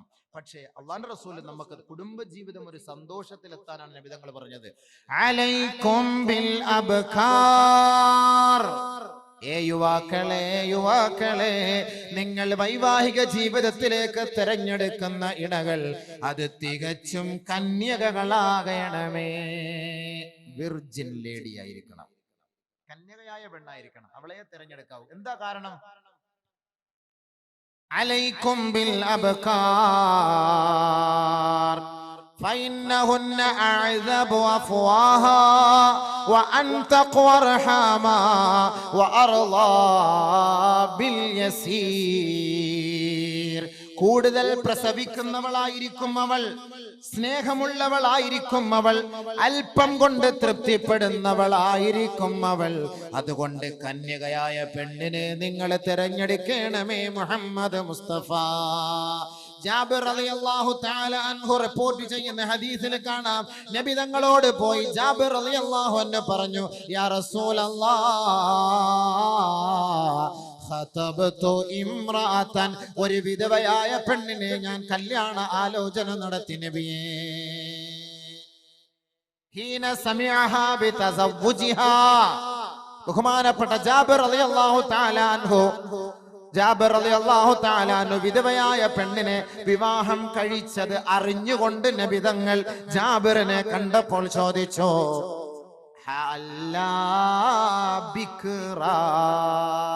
ചങ്ങാതി, നിനക്ക് ഒരു കന്യകയായ പെണ്ണിനെ കെട്ടിക്കൂടായിരുന്നോ? പരസ്പരം വിനോദം പങ്കിടാമായിരുന്നല്ലോ. വിധവയായ പെണ്ണായിരുന്നുവെങ്കിൽ പരസ്പരം വിനോദം പങ്കിടാമായിരുന്നല്ലോ. നബിയുനാ റസൂൽ തങ്ങൾ ചോദിച്ചു. അപ്പോ നമ്മൾ വിവാഹം കഴിക്കാൻ തിരഞ്ഞെടുക്കേണ്ടത് ഏത് പെണ്ണിനെ ആയിരിക്കണം? കന്യകയായ പെണ്ണായിരിക്കണം. അതേപോലെ നബിയുനാ റസൂലുള്ളാഹി തങ്ങൾ പറഞ്ഞു, കന്യകയൊക്കെ തന്നെ ഓക്കെ, പക്ഷെ സമ്പത്ത് നോക്കാമോ? സൗന്ദര്യം നോക്കാമോ? കുടുംബം നോക്കാമോ? എന്താണ് നമ്മൾ വിവാഹ ജീവിതത്തിൽ ഒരു പെണ്ണിൽ നിന്ന് പ്രതീക്ഷിക്കുന്നത്? എന്താണ് മനസ്സിലാക്കണം. മഹറുകാർ, അതിന്റെ സംഘാടകർ, അവർ വിവാഹം കഴിക്കുന്ന യുവാക്കൾ, കഴിപ്പിച്ചു കൊടുക്കുന്ന യുവാക്കൾ, അതിന് വിധേയരാകുന്ന പെൺകുട്ടികൾ, എന്റെ സവിധത്തിൽ ഹാജരായിരിക്കുന്ന സഹോദരി സഹോദരങ്ങൾ വളരെ ശ്രദ്ധാപൂർവം കേൾക്കേണ്ട ഒരു പ്രഭാഷണമാണിത്. മനസ്സിലാക്കണം. പിരിവ് 2 ദിവസം കൊണ്ട് കൂടിയത് കൊണ്ട് ആളിനായിരിക്കാം ആളുകൾ കുറഞ്ഞത്. പിരിവൊക്കെ നമുക്ക്, ഞാൻ പ്രത്യേകം പറഞ്ഞിട്ട്, പിരിവ് ആള് അബൂബക്കർ അല്ലാതെല്ലാം കഴിഞ്ഞു. ഇൻഷാ അല്ലാഹ് ഇനി ലാസ്റ്റ് ദുആയ്ക്ക് മുമ്പ് അൽഹംദുലില്ലാ ഈ പുണ്യമായ സദസ്സിൽ വെച്ച് ഖുർആനും ഹദീസും ചർച്ച ചെയ്ത സദസ്സിൽ ദുആ ഉണ്ടാകും. അപ്പോൾ നിങ്ങളാൽ കഴിയുന്ന സന്തോഷമായ സംഭാവന ഈ നല്ല കാര്യത്തിന് വേണ്ടി ആരൊരാൾ തരുന്നു അവർക്ക് വേണ്ടി ആത്മാർത്ഥമായ ദുആ ഉണ്ടായിരിക്കും. ഒരുപാട് സഹോദരങ്ങൾ ദുആയ്ക്ക് വേണ്ടി വസിയത്ത് ചെയ്തിട്ടുണ്ട്. പക്ഷേ ദുആയ്ക്ക് പ്രഭാഷണം നടത്താതെ നിങ്ങളോട് 1 രൂപ പോലും ചോദിക്കുകയില്ല. നിങ്ങൾക്ക് കാര്യമായ നിലയിലുള്ള ബിരിയാണി, നെയ്ച്ചോറ് തന്നതിന് ശേഷമേ നിങ്ങളോട് ചോദിക്കുകയുള്ളൂ. ആദ്യം ഭക്ഷണം, പിന്നെ ബില്ല്, ഇൻഷാ അല്ലാഹ്. അപ്പൊ അതുകൊണ്ട് ഇപ്പൊ നമ്മൾ ഭക്ഷണം കഴിക്കുകയാണ്. ലാസ്റ്റ് നമുക്ക് ചെയ്യാം, നോക്കാം. ബഹുമാനമുള്ള സഹോദരങ്ങളെ, നബിയുനാ റസൂലുള്ളാഹി സ്വല്ലല്ലാഹു അലൈഹി വസല്ലം പറയാണ്, സാധാരണ നിക്കാഹിന്റെ സദസ്സിൽ ചർച്ച ചെയ്യപ്പെടുന്ന ഒരു ഹദീസാണ്, പൊതുവെ വിവാഹത്തിൽ 4 കാര്യങ്ങളാണ് പരിഗണിക്കപ്പെടാറുള്ളത്. ലിമാലിഹാ, അവളുടെ സമ്പത്ത്, വലിഹസബിഹാ, അവളുടെ കുടുംബം, വലിജമാലിഹാ, അവളുടെ സൗന്ദര്യം, വലിദീനിഹാ, അവളുടെ മതബോധം. നിക്കാഹ് കഴിക്കുമ്പോൾ ഈ 4 കാര്യങ്ങളാണ് പൊതുവെ പരിഗണിക്കപ്പെടാറുള്ളത്. ഒന്ന്, അവളുടെ സൗന്ദര്യം, അവളുടെ സമ്പത്ത്, അവളുടെ കുടുംബം, അവളുടെ ദീൻ. ഈ 4 കാര്യങ്ങൾ പരിഗണിക്കും. നബിതങ്ങൾ പറഞ്ഞു, ഈ 4 കാര്യങ്ങളിൽ നിങ്ങൾ ദീനിന് മുൻഗണന നൽകണമേ, ദീനിന് നിങ്ങൾ പ്രാമുഖ്യം നൽകണമേ. ഹബീബായ റസൂലുള്ളാഹി എന്തേ ദീനിന് പ്രാമുഖ്യം നൽകിയാൽ? നബി തങ്ങൾ വീണ്ടും പറയുകയാണ്, മൻ റസഖഹുല്ലാഹു ഇംറാതൻ സാലിഹാ ഫഖദ് അഅനഹു അലാ ശത്രി ദീനിഹി. ആരൊരാൾക്ക് സാലിഹത്തായ ദീനീ ബോധമുള്ള മതഭക്തയായ മതനിഷ്ഠയായ പെണ്ണിനെ അല്ലാഹു നൽകിയോ, അവന്റെ ദീനിന്റെ പകുതി ഭാഗം അല്ലാഹു അവളെ കൊണ്ട് അവനെ സഹായിച്ചു എന്ന് ഹബീബായ റസൂലുള്ളാഹി സ്വല്ലല്ലാഹു അലൈഹി വസല്ലം. ദീനീ ബോധമുള്ള മതബോധമുള്ള പെണ്ണിനെ കല്യാണം കഴിച്ചാല് നിസ്കരിക്കാൻ അവളോട് പറയേണ്ട കാര്യമില്ല, ഹൈദ് വന്നാൽ എന്ത് ചെയ്യണമെന്ന് പറയേണ്ട കാര്യമില്ല, നിഫാസ് വന്നാൽ എന്ത് ചെയ്യണമെന്ന് പറയേണ്ട കാര്യമില്ല. ഭർത്താവ് സുബഹിസ്കരിക്കാതെ ഉറങ്ങിപ്പോയി, ഭർത്താവിനെ രാവിലെ തട്ടി വിളിക്കണമെന്ന് അവളോട് പ്രത്യേകിച്ച് പറയേണ്ട കാര്യമില്ല. കൃത്യസമയത്ത് വിളിക്കും, ഭർത്താവിന്റെ ഹക്കുകൾ ഉത്തരവാദിത്തങ്ങൾ പരിപൂർണമായ നിലയിൽ നിറവേറ്റി കൊടുക്കും. അങ്ങനത്തെ പെണ്ണാണ് സ്വാലിഹത്തായ പെണ്ണ്. അതുകൊണ്ടാണ് നബി തങ്ങൾ വീണ്ടും പറയുകയാണ്, ലാ തുസവ്വിജൂഹുന്ന ലിഅംവാലിഹിൻ ഫഅസാ അംവാലുഹുന്ന അയ്യുത്ഇയഹുൻ. ഏ സഹോദരങ്ങളെ, നിങ്ങളാരും ഒരു പെണ്ണിന്റെ സമ്പത്ത് മോഹിച്ച് നിങ്ങൾ അവളെ വിവാഹം കഴിക്കരുതേ. അങ്ങനെ വിവാഹം കഴിച്ചാൽ നിന്റെ നിർദ്ദേശങ്ങളെ അവൾ തള്ളിക്കളയുമത്രേ. വൈവാഹിക ജീവിതത്തിലേക്ക് നിന്നേക്കാൾ ആസ്തിയുള്ള ഒരു കുടുംബത്തിൽ പോയി വിവാഹം കഴിച്ചു ഒരു പെണ്ണിനെ നീ തിരഞ്ഞെടുത്താൽ, സുഖമില്ലാതെ ഹോസ്പിറ്റലിൽ കിടക്കുമ്പോ നിനക്ക് താങ്ങോ തണലോ ആകാൻ ഒരു പക്ഷേ അവൾ അനുവദിക്കുകയില്ല. പാതിരാ സമയത്ത് ക്ഷീണിച്ചു വരുമ്പോ ഭാര്യ നല്ല ഉറക്കത്തിന്റെ മൂർധന്യാവസ്ഥയിലാണ്, ഇദ്ദേഹത്തിന് അല്പം കട്ടൻ ചായ കിട്ടിയാൽ കൊള്ളാം. പക്ഷേ ഭാര്യയെ എങ്ങനെയാണ് വിളിക്കുക? അവളുടെ പ്രതികരണം എന്തായിരിക്കും? ഭയപ്പെട്ടുകൊണ്ട് വെള്ളം കുടിക്കേണ്ടതിന് പകരം പച്ചവെള്ളം കുടിച്ച് ഒരു പക്ഷേ മരിക്കുന്ന സഹോദരങ്ങൾ നമ്മുടെ മുന്നിലുണ്ടാകും. എന്തേ അതിനുള്ള കാരണം? സമ്പന്ന കുടുംബത്തിൽ വളർന്ന പെണ്ണിനെ തിരഞ്ഞെടുത്ത് വിവാഹം കഴിച്ചപ്പോൾ നിന്റെ വാക്കുകൾ അവൾ നിഷേധിച്ച് തള്ളുകയാ. ലോകത്തിന്റെ നായകന്റെ പ്രഖ്യാപനമാണിത്, ലോകത്തിന്റെ നായകന്റെ പ്രഖ്യാപനമാണിത്. തള്ളിക്കളയരുതേ, പുച്ഛിച്ച് തള്ളരുതേ.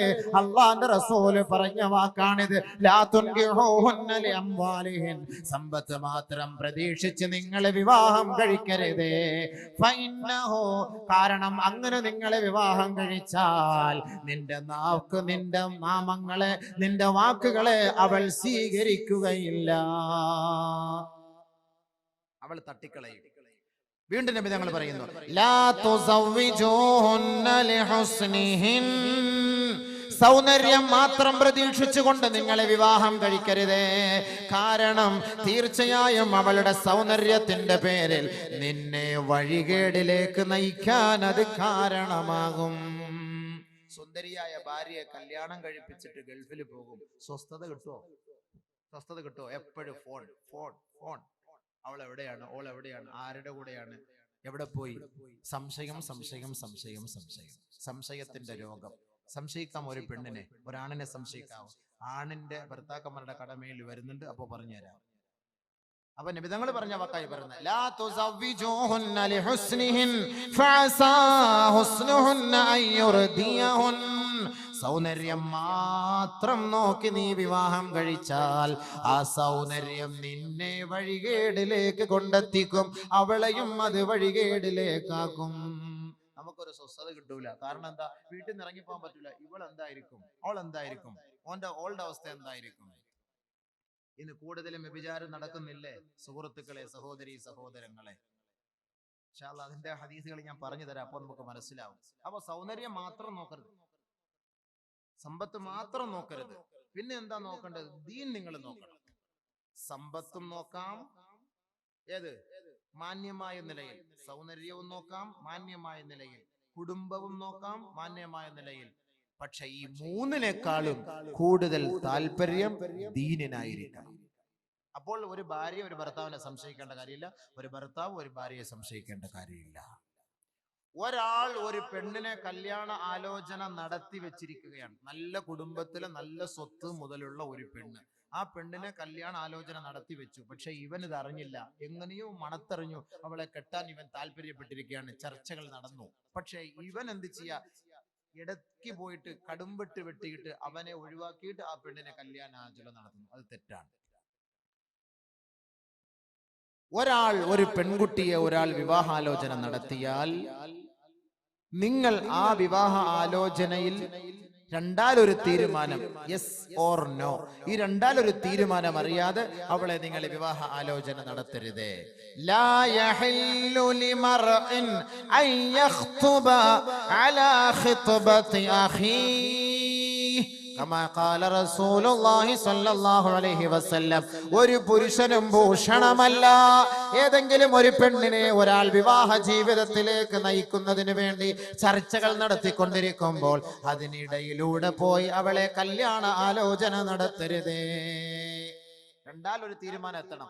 പ്രതീക്ഷിച്ച് ഒരാഴ്ച കഴിഞ്ഞിട്ട് എന്തായി, ഒരാൾ വന്നിരുന്നല്ലോ, കാഞ്ഞങ്ങാട്ട് നിന്ന് ഒരാൾ വന്നിരുന്നല്ലോ, കല്യാണങ്ങളുടെ മോളുടെ കാര്യം എന്തായി, അത് ചർച്ചയിലിരിക്കുക, അടുത്ത ആഴ്ച പറയാന്ന് പറഞ്ഞു. അടുത്ത ആഴ്ച പറഞ്ഞതിന് ശേഷം വേണ്ടാന്ന് പറഞ്ഞാൽ കല്യാണം ആലോചിക്കാം. അതല്ല പറയാമെന്ന് പറഞ്ഞത് കൊണ്ട് അതിനേക്കാൾ നമ്മുടെ മകൻ സോഫ്റ്റ്വെയർ എഞ്ചിനീയർ ആണ്, അവൻ സാധാ സീതാ ഒരു എഞ്ചിനീയർ അല്ല, നമ്മുടെ സോഫ്റ്റ്വെയർ എഞ്ചിനീയർ ലക്ഷക്കണക്കിന് റുപ്യ കിട്ടും, അത് കല്ലിവല്ലി, ഇതാ ഇത് പിടിച്ചോ. ലാ യഹില്ലു, അനുവദനീയമല്ല സഹോദര, അനുവദനീയമല്ല സഹോദര. ഇസ്ലാമാണ് പഠിപ്പിക്കുന്നത്, നബിയാണ് പഠിപ്പിക്കുന്നത്. ഒരു കാരണവശാലും നിങ്ങൾ അതിനെ അനുവദിക്കരുതേ, അനുവദിക്കരുതേ.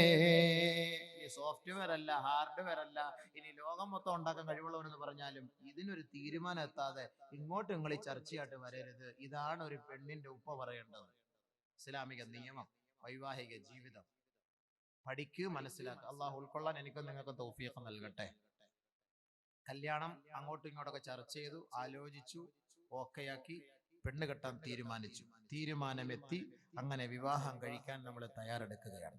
വിവാഹം കഴിക്കാൻ തയ്യാറെടുക്കുമ്പോൾ ഒരു ഭർത്താവിന്റെ, ഒരു സഹോദരന്റെ, ഒരു നവ വരന്റെ ഉത്തരവാദിത്തമാണ് അവൾക്ക് കൊടുക്കേണ്ട വിവാഹ മൂല്യം നിന്റെ സ്വന്തം വിയർപ്പ് കൊണ്ട് നീ അധ്വാനിച്ച് അവൾക്ക് എത്തിച്ചു കൊടുക്കുക. അതിന്റെ പേരാണ് മഹർ. ഇപ്പൊ മഹറിന്റെ അർത്ഥം മനസ്സിലായോ? മഹർ 2012 എന്നൊക്കെ പറഞ്ഞ് ഗോൾഡൻ ഹില്ല് അല്ലേ? പടച്ചവനെ, സ്വർണം മലയിലാണ് നമ്മളൊക്കെ ഇപ്പൊ നിൽക്കുന്നത്. അപ്പൊ ഈ സ്വർണത്തിന്റെ വരവ് തന്നെ ആയിരുന്നല്ലോ ഇവിടെ. അപ്പൊ ഈ സ്വർണം എന്തിനാണ്? ഇത് ഓൾക്ക് നമ്മുടെ കൈ കൊണ്ട് കൊടുക്കണം. പരിശുദ്ധ ഖുർആൻ വആതുൻ നിസാഅ സദഖാതിഹിന്ന നിഹ്ല ഫയതിബന ലക്കും അൻ ശൈഇൻ മിൻഹു നഫ്സൻ ഫകുലൂഹു ഹനീഅൻ മരീആ. യുവാക്കളെ, നിങ്ങൾ നിങ്ങളുടെ ഭാര്യമാർക്ക് കൊടുക്കേണ്ടത് മനസ്സ് തൃപ്തിയോടെ കൊടുക്കണമേ, മനസ്സ് പൊരുത്തപ്പെട്ട് കൊടുക്കണമേ. അവൾക്ക് കൊടുക്കുന്ന ആ മഹർ അവളുടെ കഴുത്തിൽ നിന്നും അവളുടെ അനുവാദമില്ലാതെ പൊട്ടിച്ചു വാങ്ങുകയും അരുതേ. ഖുർആൻ. ലാ ശിഗാറ ഫിൽ ഇസ്ലാം. മഹർ കൊടുക്കാത്ത വിവാഹത്തിന് ഇസ്ലാം അനുവദിക്കുന്നില്ല, അത് അസാധുവായ വിവാഹമാണ്. മഹറില്ലാത്ത വിവാഹം ഇസ്ലാം അനുവദിക്കുന്നില്ല. ലാ ശിഗാറ ഫിൽ ഇസ്ലാം. അതുകൊണ്ട് എങ്ങനെ കൊടുക്കേണ്ടത്? മനസ്സ് പൊരുത്തത്തോടെ കൊടുക്കണം. നിഹ്ല, നല്ല മനസ്സോടുകൂടി. വആതുൻ നിസാ സദഖാതിഹിന്ന നിഹ്ല. അവൾക്ക് നിന്റെ തൃപ്തിയോടെ, മനപ്പൊരുത്തത്തോടെ, നിന്റെ ഇണയ്ക്കും തുണയ്ക്കും സഖിക്കും നീ നൽകണമേ. അവള് 100 പവന്റെ പണ്ടം തരും, നമ്മൾ അങ്ങോട്ട് കൊടുക്കുന്നത് ഒരു 2 പവൻ. എന്ത് ന്യായം? നീയാണ് അങ്ങോട്ട് കൊടുക്കേണ്ടത്. മനസ്സ് തൃപ്തിപ്പെട്ട്. ഇനി ഓളുടെ വാപ്പ അവക്ക് ഇട്ട് തരണത് അത് നീ നോക്കേണ്ട കാര്യമില്ല. എന്റെ ഭാര്യയാണ്, അവക്ക് ഞാൻ കൊടുക്കുന്നത് നല്ല പൊരുത്തത്തോടു കൂടി കൊടുക്കണം. 10 പവൻ ഇരിക്കട്ടെ, മനസ്സോടുകൂടി തൃപ്തിയോട് കൂടി കൊടുക്കണം. പരിശുദ്ധ ഇസ്ലാം പഠിപ്പിക്കും. അതാണ് മഹർ എന്ന് പറയുന്നത്, വിവാഹ മൂല്യം. അത് കൊടുക്കാതെ അവളെ തൊട്ട് നോ ടച്ചിങ്, അവിടെ തൊടാൻ പാടില്ല, അവിടെ പഞ്ചിങ് പാടില്ല, അവിടെ പ്രസ്സിങ് പാടില്ല, അവിടെ ഒന്നും പാടില്ല. അതിന് എല്ലാത്തിനുമുള്ള ഒരു ഇജാസത്താണ് ഈ കാർഡ് വലിക്കുക എന്ന് പറയുന്നത്. കാർഡ് വലിക്കാതെ അവിടെ പണിയൊന്നും നടക്കൂല എന്ന് പറയുന്ന പോലെ അതിന്റെ മഹറാണ്. ഇത് കൊടുക്കാതെ അവളെ തൊട്ടു പോകരുത് ഇസ്ലാം. മഹർ കൊടുത്തിട്ട് അവളുമായി ബന്ധം സ്ഥാപിച്ചു, അവളെ ഒഴിവാക്കാൻ നീ തീരുമാനിച്ചാൽ അവളിൽ നിന്ന് കൊടുത്ത മഹറിന്റെ ഒരു തരമ്പ് പോലും നീ തിരിച്ചു വാങ്ങുകയും വരുത്. അതുകൊണ്ട് അത് പ്രത്യേകം ശ്രദ്ധിക്കണം, അത് കൊടുക്കണം. അങ്ങനെ കല്യാണം കഴിക്കാൻ നമ്മളൊക്കെ ഓക്കെ ആയിരിക്കുകയാണ്. കല്യാണം 24-ാം തീയതി അല്ലേ? 25-ാം തീയതി കല്യാണമാണ്. പക്ഷെ കല്യാണം എന്ന് പറഞ്ഞാൽ എന്തെന്നറിയോ? ബിരിയാണിയും ചട്ടിനിയും അടിച്ചിട്ട് എമ്പക്കം വിട്ടിട്ട് എഴുന്നേറ്റ് പോകലല്ല. പെണ്ണിന്റെ വാപ്പ വന്നിരിക്കും, ചെറുക്കം വന്നിരിക്കും, രണ്ടുപേരുടെ കൈ ഇങ്ങനെ പിടിക്കും. ശരി തന്നെ, ഇവിടെ അങ്ങനെ തന്നെ. കൈ പിടിക്കുമ്പോ ഉസ്താദ് വന്നിട്ട് കാളിയാർ വന്നിട്ട് ചൊല്ലിക്കൊടുക്കും കുറെ കാര്യങ്ങൾ. ആ ചൊല്ലിക്കൊടുക്കുന്നത് എന്തെന്നറിയോ? മലയാള ഭാഷയിലല്ല, അറബിയില. ഉസവ്വിജുക അലാ മാ അമറല്ലാഹു തആല ബിഹി മിൻ ഇംസാകിൻ ബിമഅറൂഫിൻ ഔ തസ്രീഹിൻ ബിഇഹ്സാൻ زوجتك وأنكحتك بنتي فلانة بن فلان بمهر مبلغه كذا وكذا. എന്തായി പറഞ്ഞേ? അവസാനം ഉസ്താദ് ചോദിക്കും, തൃപ്തിപ്പെട്ടോ? കബിൽതു, ഞാൻ അംഗീകരിച്ചിരിക്കുന്നു. റളീതു, ഞാൻ ഇഷ്ടപ്പെട്ടു. എന്തായി പറഞ്ഞതെന്ന് വല്ല ബോധമുണ്ടോ?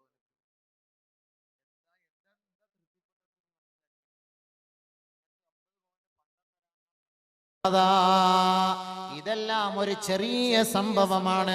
ഇതിനേക്കാൾ നൂറുകണക്കിന് കാര്യങ്ങളാണ് ഈ പെണ്ണുങ്ങൾ തന്റെ ഭർത്താക്കന്മാരോട് ചെയ്യുക. അതിനെല്ലാം നമ്മൾ അവരെ കുറ്റം പറയരുത്. അതങ്ങോട്ട് വീട്. അവക്ക് പിന്നെ നമ്മളെ അല്ലാതെ വേറെ ആരെങ്കിലും കൊണ്ടുപോയിട്ട് മുത്താൻ പറ്റുമോ? വേറെ ആരെങ്കിലും കൊണ്ടുപോയിട്ട് അടിക്കാൻ പറ്റുമോ? അതുകൊണ്ട് ദഈഹ, അവളെ അതിന്റെ പേരിൽ പഠിക്കരുത്, അവളെ അതിന്റെ പേരിൽ വേദനിപ്പിക്കരുത്. ബഹുമാനപ്പെട്ട നബിയുനാ റസൂലുള്ളാഹി സ്വല്ലല്ലാഹു അലൈഹി വസല്ലമ തങ്ങൾ പറയുകയാണ്, ലാ യത്റുഖു അഹദുകും അഹ്ലഹു യത്ലബു അസ്റാതിഹിം. നിങ്ങളാരും നിങ്ങളുടെ ഭാര്യമാർ ഒറ്റയ്ക്ക് താമസിക്കുന്ന വീട്ടിൽ അവളെ നിങ്ങൾ സംശയിച്ചുകൊണ്ട് അവളുടെ വീടിന്റെ വാതിൽക്കൽ നിങ്ങൾ വന്ന് മുട്ടി വിളിക്കരുതേ. മുഹമ്മദ് മുസ്തഫ സല്ലല്ലാഹു അലൈഹി വസല്ലം കണ്ടോ, മുട്ടി വിളിക്കരുത് എന്ന് പറഞ്ഞാൽ ഭാര്യയെ സംശയിക്കരുത് എന്നർത്ഥം. ഭാര്യയെ സംശയിക്കരുത് എന്നർത്ഥം. ലാ തളിരിബൂ ഇമാകും അലാ കസ്രീനായികും ഫഇന്നലഹാ ജാലൻ കാജാലികും. ഭാര്യയുടെ കയ്യിൽ നിന്ന് ഒരു വിലപിടിപ്പുള്ള വസ്തു താഴേക്ക് വീണ് പൊട്ടിപ്പോയതിന്റെ പേരിൽ, ഉടഞ്ഞു പോയതിന്റെ പേരിൽ നിങ്ങളാരും അവളെ അടിക്കരുതേ, വേദനിപ്പിക്കരുതേ. കാരണം എന്താണ്? നിങ്ങളുടെ ആയുസ് തീർന്നു പോകുന്നത് പോലെ ആ സാധനത്തിന്റെയും ആയുസ് തീർന്നു പോയി എന്ന് വേണം നിങ്ങൾ കരുതാൻ. അതുകൊണ്ട് അതിന്റെ പേരിലും നിങ്ങൾ ഭാര്യയെ വേദനിപ്പിക്കരുത്. ലാ യഫറുഖു മുഅ്മിനുൻ മുഅ്മിനതൻ ഇൻ കരിഹ മിൻഹാ ഖുലഖൻ വറളിയ മിൻഹാ ആഖർ. നിങ്ങളാരും നിങ്ങളുടെ ഭാര്യയ്ക്ക് അരോചകമുണ്ടാകുന്ന സംസാര ഭാഷ്യം നടത്തരുത്. ഭാര്യയ്ക്ക് വേദന ഉണ്ടാക്കുന്ന ഒരു ഭാഷയും നടത്താൻ പാടില്ല, സംസാരിക്കരുത്. നിങ്ങൾക്ക് അവളുടെ ഭാഗത്തു നിന്ന് വല്ല അരോചകമായ സംസാരം ഉണ്ടായാൽ മറ്റൊരു സന്ദർഭത്തിൽ അവളിൽ നിന്ന് നല്ലത് നിനക്ക് പ്രതീക്ഷിക്കാമെന്ന് ഹബീബായ നബിയുനാ റസൂലുള്ളാഹി സ്വല്ലല്ലാഹു അലൈഹി വസല്ലം. ഒരു 3 സ്വലാത്ത് ഉഷാറായിട്ടൊന്ന് ചൊല്ലിക്കേ, റാഹത്തായിട്ട്. സല്ലല്ലാഹു അലാ മുഹമ്മദ് സല്ലല്ലാഹു അലൈഹി വസല്ലം. സല്ലല്ലാഹു അലാ മുഹമ്മദ് സല്ലല്ലാഹു അലൈഹി വസല്ലം. اللهم صل على محمد يا ربي صل عليه وسلم.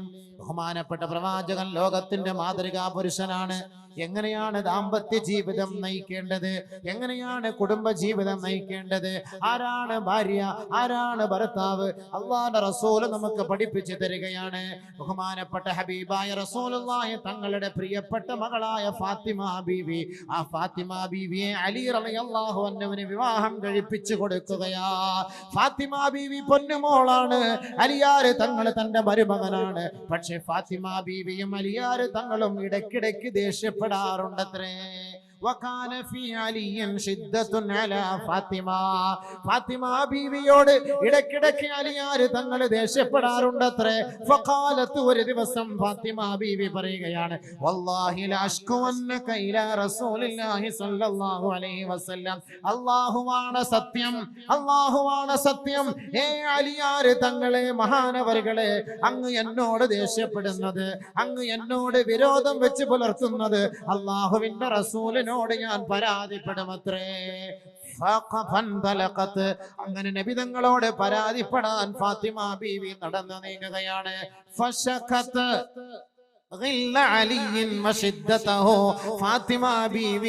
ഫാത്തിമ ബീവിയോട് അലിയാര് തങ്ങൾ കാണിക്കുന്ന വിരോധം, ദേഷ്യം, ഇടയ്ക്കിടയ്ക്ക് ദേഷ്യപ്പെടാറുള്ള ആ ഒരു ദേഷ്യം അള്ളാഹുവിന്റെ റസൂലിനോട് ഫാത്തിമ ബീവി പറഞ്ഞു കൊടുക്കുകയാ. فقام حيث يسمع كلامهما അലി റളിയല്ലാഹു തആല അൻഹു ഇവരുടെ സംസാരം ശ്രദ്ധിച്ചുകൊണ്ട് ഒരു മൂലയിൽ മാറി നിൽക്കുകയാ. ബഹുമാനപ്പെട്ട ഫാത്തിമ ബീവി റളിയല്ലാഹു അൻഹ അലി റളിയല്ലാഹു അൻഹു തന്നോട് ദേഷ്യപ്പെടുന്ന കാര്യം സംസാരിച്ചപ്പോ ബഹുമാനപ്പെട്ട റസൂലുള്ളാഹി തങ്ങൾ ഫാത്തിമ ബീവിയെ മെല്ലെ അടുത്തേക്ക് വിളിച്ചിരുത്തി പറയുകയാ, യാ ബുനയ്യത, പൊന്നുമോളെ, ഇസ്മഈ, നീ ഒന്ന് കേൾക്കടി പെണ്ണേ, നീ ഒന്ന് അനുസരിക്കടി മോളെ, വഅഖിലി, ഞാൻ പറയുന്നതൊന്ന് ഉൾക്കൊള്ളണേ, ഒന്ന് ചിന്തിക്കണേ പെണ്ണേ. ഒരു പെണ്ണ് തന്റെ പിതാവിനോട് തന്റെ ഭർത്താവിനെ കുറിച്ച് വല്ല പരാതിയുമായി പോയാൽ, ഉപ്പമാരെ, ഉമ്മമാരെ, നിങ്ങളാണ് ആ മകളെ ഉപദേശിക്കേണ്ടത്. അതിനുള്ള തെളിവാണ് ആയിഷ, ഫാത്തിമ ബീവിയും അലി റളിയല്ലാഹു അൻഹുവും അവരുടെ ജീവിതത്തിൽ സംഭവിച്ച സംഭവത്തെ കുറിച്ച് അലി റളിയല്ലാഹു അൻഹു റിപ്പോർട്ട് ചെയ്യുന്നത്. ഫാത്തിമ ബീവിയെ മെല്ലെ അടുത്തേക്ക് വിളിച്ചിരുത്തി ഫാത്തിമ ബീവിയോട് നബി തങ്ങൾ പറഞ്ഞു, നീ ഞാൻ പറയുന്നതൊന്ന് കേൾക്കണം. ലംറഅത്തും ബിംറഅത്തിൻ, ഒരു ഭാര്യയും ഒരു ഭാര്യയാവുകയില്ല, ഒരു പെണ്ണും ഒരു പെണ്ണാവുകയില്ല. ഹത്താ ലാ തഅതി ഹവാ സൗജിഹാ വഹുവ സാകിതുൻ, ഒരു ഭർത്താവ്, ആ ഭർത്താവ് ഇഷ്ടപ്പെടുന്നത് തന്റെ ഭാര്യയുടെ ഭാഗത്തു നിന്ന് ഉണ്ടാകാത്തിടത്തോളം കാലം ഒരു ഭാര്യയും ഒരു ഭാര്യയാവുകയില്ല മോളെ. അതുകൊണ്ട് നീ അലിയാര് തങ്ങളോട് ക്ഷമയോടും സഹനതയോടും അവരുടെ ആവശ്യങ്ങൾ കണ്ടും മനസ്സിലാക്കി ജീവിക്കടി മോളെ. ഫാത്തിമ തോ ആബറൂയ ഉമ്മത്തെ മർഹൂമ കാ, ലോകത്തെ മുഴുവൻ നാരിമാരുടെ കണ്ണുനീര് ഒപ്പിയെടുക്കുന്നത് സ്വർഗത്തിലെ സുന്ദരിയായ മോളെ ഫാത്തിമ നീയല്ലയോ? അള്ളാഹുവിന്റെ റസൂലിന്റെ പ്രിയപ്പെട്ട മോളാണ്, അവിടുത്തെ കരളിന്റെ കാതലാണ്. എവിടേക്ക് യാത്ര തിരിച്ചാലും മദീന പള്ളിയിലേക്ക് എത്തുമ്പോ അള്ളാഹുവിന്റെ റസൂലിന്റെ ഇടനാഴിയിലൂടെ പൊന്നുമോള് ഫാത്തിമയെ ഒന്ന് നോക്കുമത്രേ. ഫാത്തിമയെ ഒന്ന് കാണാൻ അല്ലാഹുവിന്റെ റസൂലിന് വിശ്രമമില്ല. ആ റസൂലുള്ളാഹി തങ്ങൾ പൊന്നുമോൾ ഫാത്തിമയെ മെല്ലെ അടുത്തേക്ക് വിളിച്ചിരുത്തി തടവി തലോടിക്കൊണ്ടാണ് പറഞ്ഞത്, തന്റെ ഭർത്താവിനെ തൃപ്തിപ്പെടുത്താത്ത ഒരു പെണ്ണും ഒരു പെണ്ണേ അല്ല. അതുകൊണ്ട് എന്ത് ഭാര്യയുടെ ഭാഗത്ത് നിന്നാലും നേരെ ഉപ്പാക്ക് ഫോൺ വിളിച്ച് പറയലല്ല വേണ്ടത്. നമ്മൾ കൂടെ ഒന്ന് അഡ്ജസ്റ്റ് ചെയ്യണം, കാര്യങ്ങൾ ചർച്ച ചെയ്യണം. നബിയുനാ റസൂലുള്ളാഹി സ്വല്ലല്ലാഹു അലൈഹി വസല്ലമ തങ്ങളുടെ കുടുംബ ജീവിതത്തെ കുറിച്ച് മഹദിയായ ആയിഷ ബീവിയോട് ചോദിക്കുകയാ. ഭർത്താക്കന്മാരെ ഒന്ന് കേൾക്കണേ. നബിയുനാ റസൂലുള്ളാഹി തങ്ങളുടെ ഭാര്യയായ ആയിഷ ബീവിയുടെ അരികിലേക്ക് സഹാബത്ത് വന്നിട്ട് ചോദിച്ചു, അള്ളാഹുവിന്റെ റസൂലിന്റെ കുടുംബ ജീവിതം എങ്ങനെയായിരുന്നു? ഒരു ഭർത്താവിന്റെ ജോലി, ഭാര്യയുടെ പണി ഞാൻ നാളെ പറഞ്ഞുതരാം. ഭർത്താവിന്റെ ജോലി എന്തായിരുന്നു? ഒരു ഭാര്യയോട് നബിതങ്ങൾ അവിടുത്തെ കുടുംബത്തോട് ചെയ്തിരുന്നത് എങ്ങനെയാണ് വർത്തിച്ചത്? അള്ളാന്റെ റസൂലിന്റെ പ്രിയപ്പെട്ട പത്നി ആയിഷ ബീവി പറയുകയാണ്,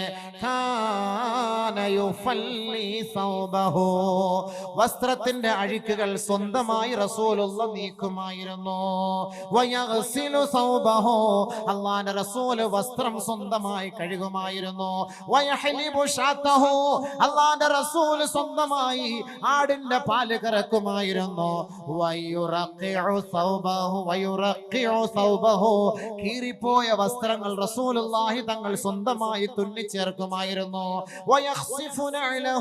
പൊട്ടിപ്പോയ ചെരുപ്പ് അല്ലാഹുവിന്റെ റസൂൽ സ്വന്തമായി തയ്ച്ചു ധരിക്കുമായിരുന്നു.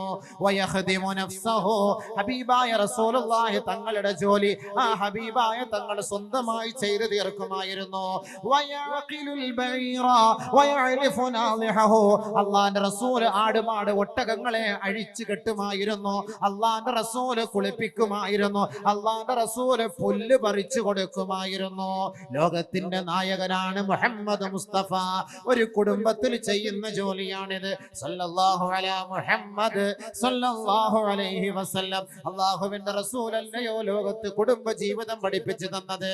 ബഹുമാനപ്പെട്ട നബി തങ്ങളുടെ വീട്ടിലെ ജോലി വയഖുമുൽ ബൈത, വീട് അടിച്ചു തൂത്തു വാരി വൃത്തിയാക്കുമായിരുന്നു മുഹമ്മദ് മുസ്തഫ സല്ലല്ലാഹു അലൈഹി വസല്ലം.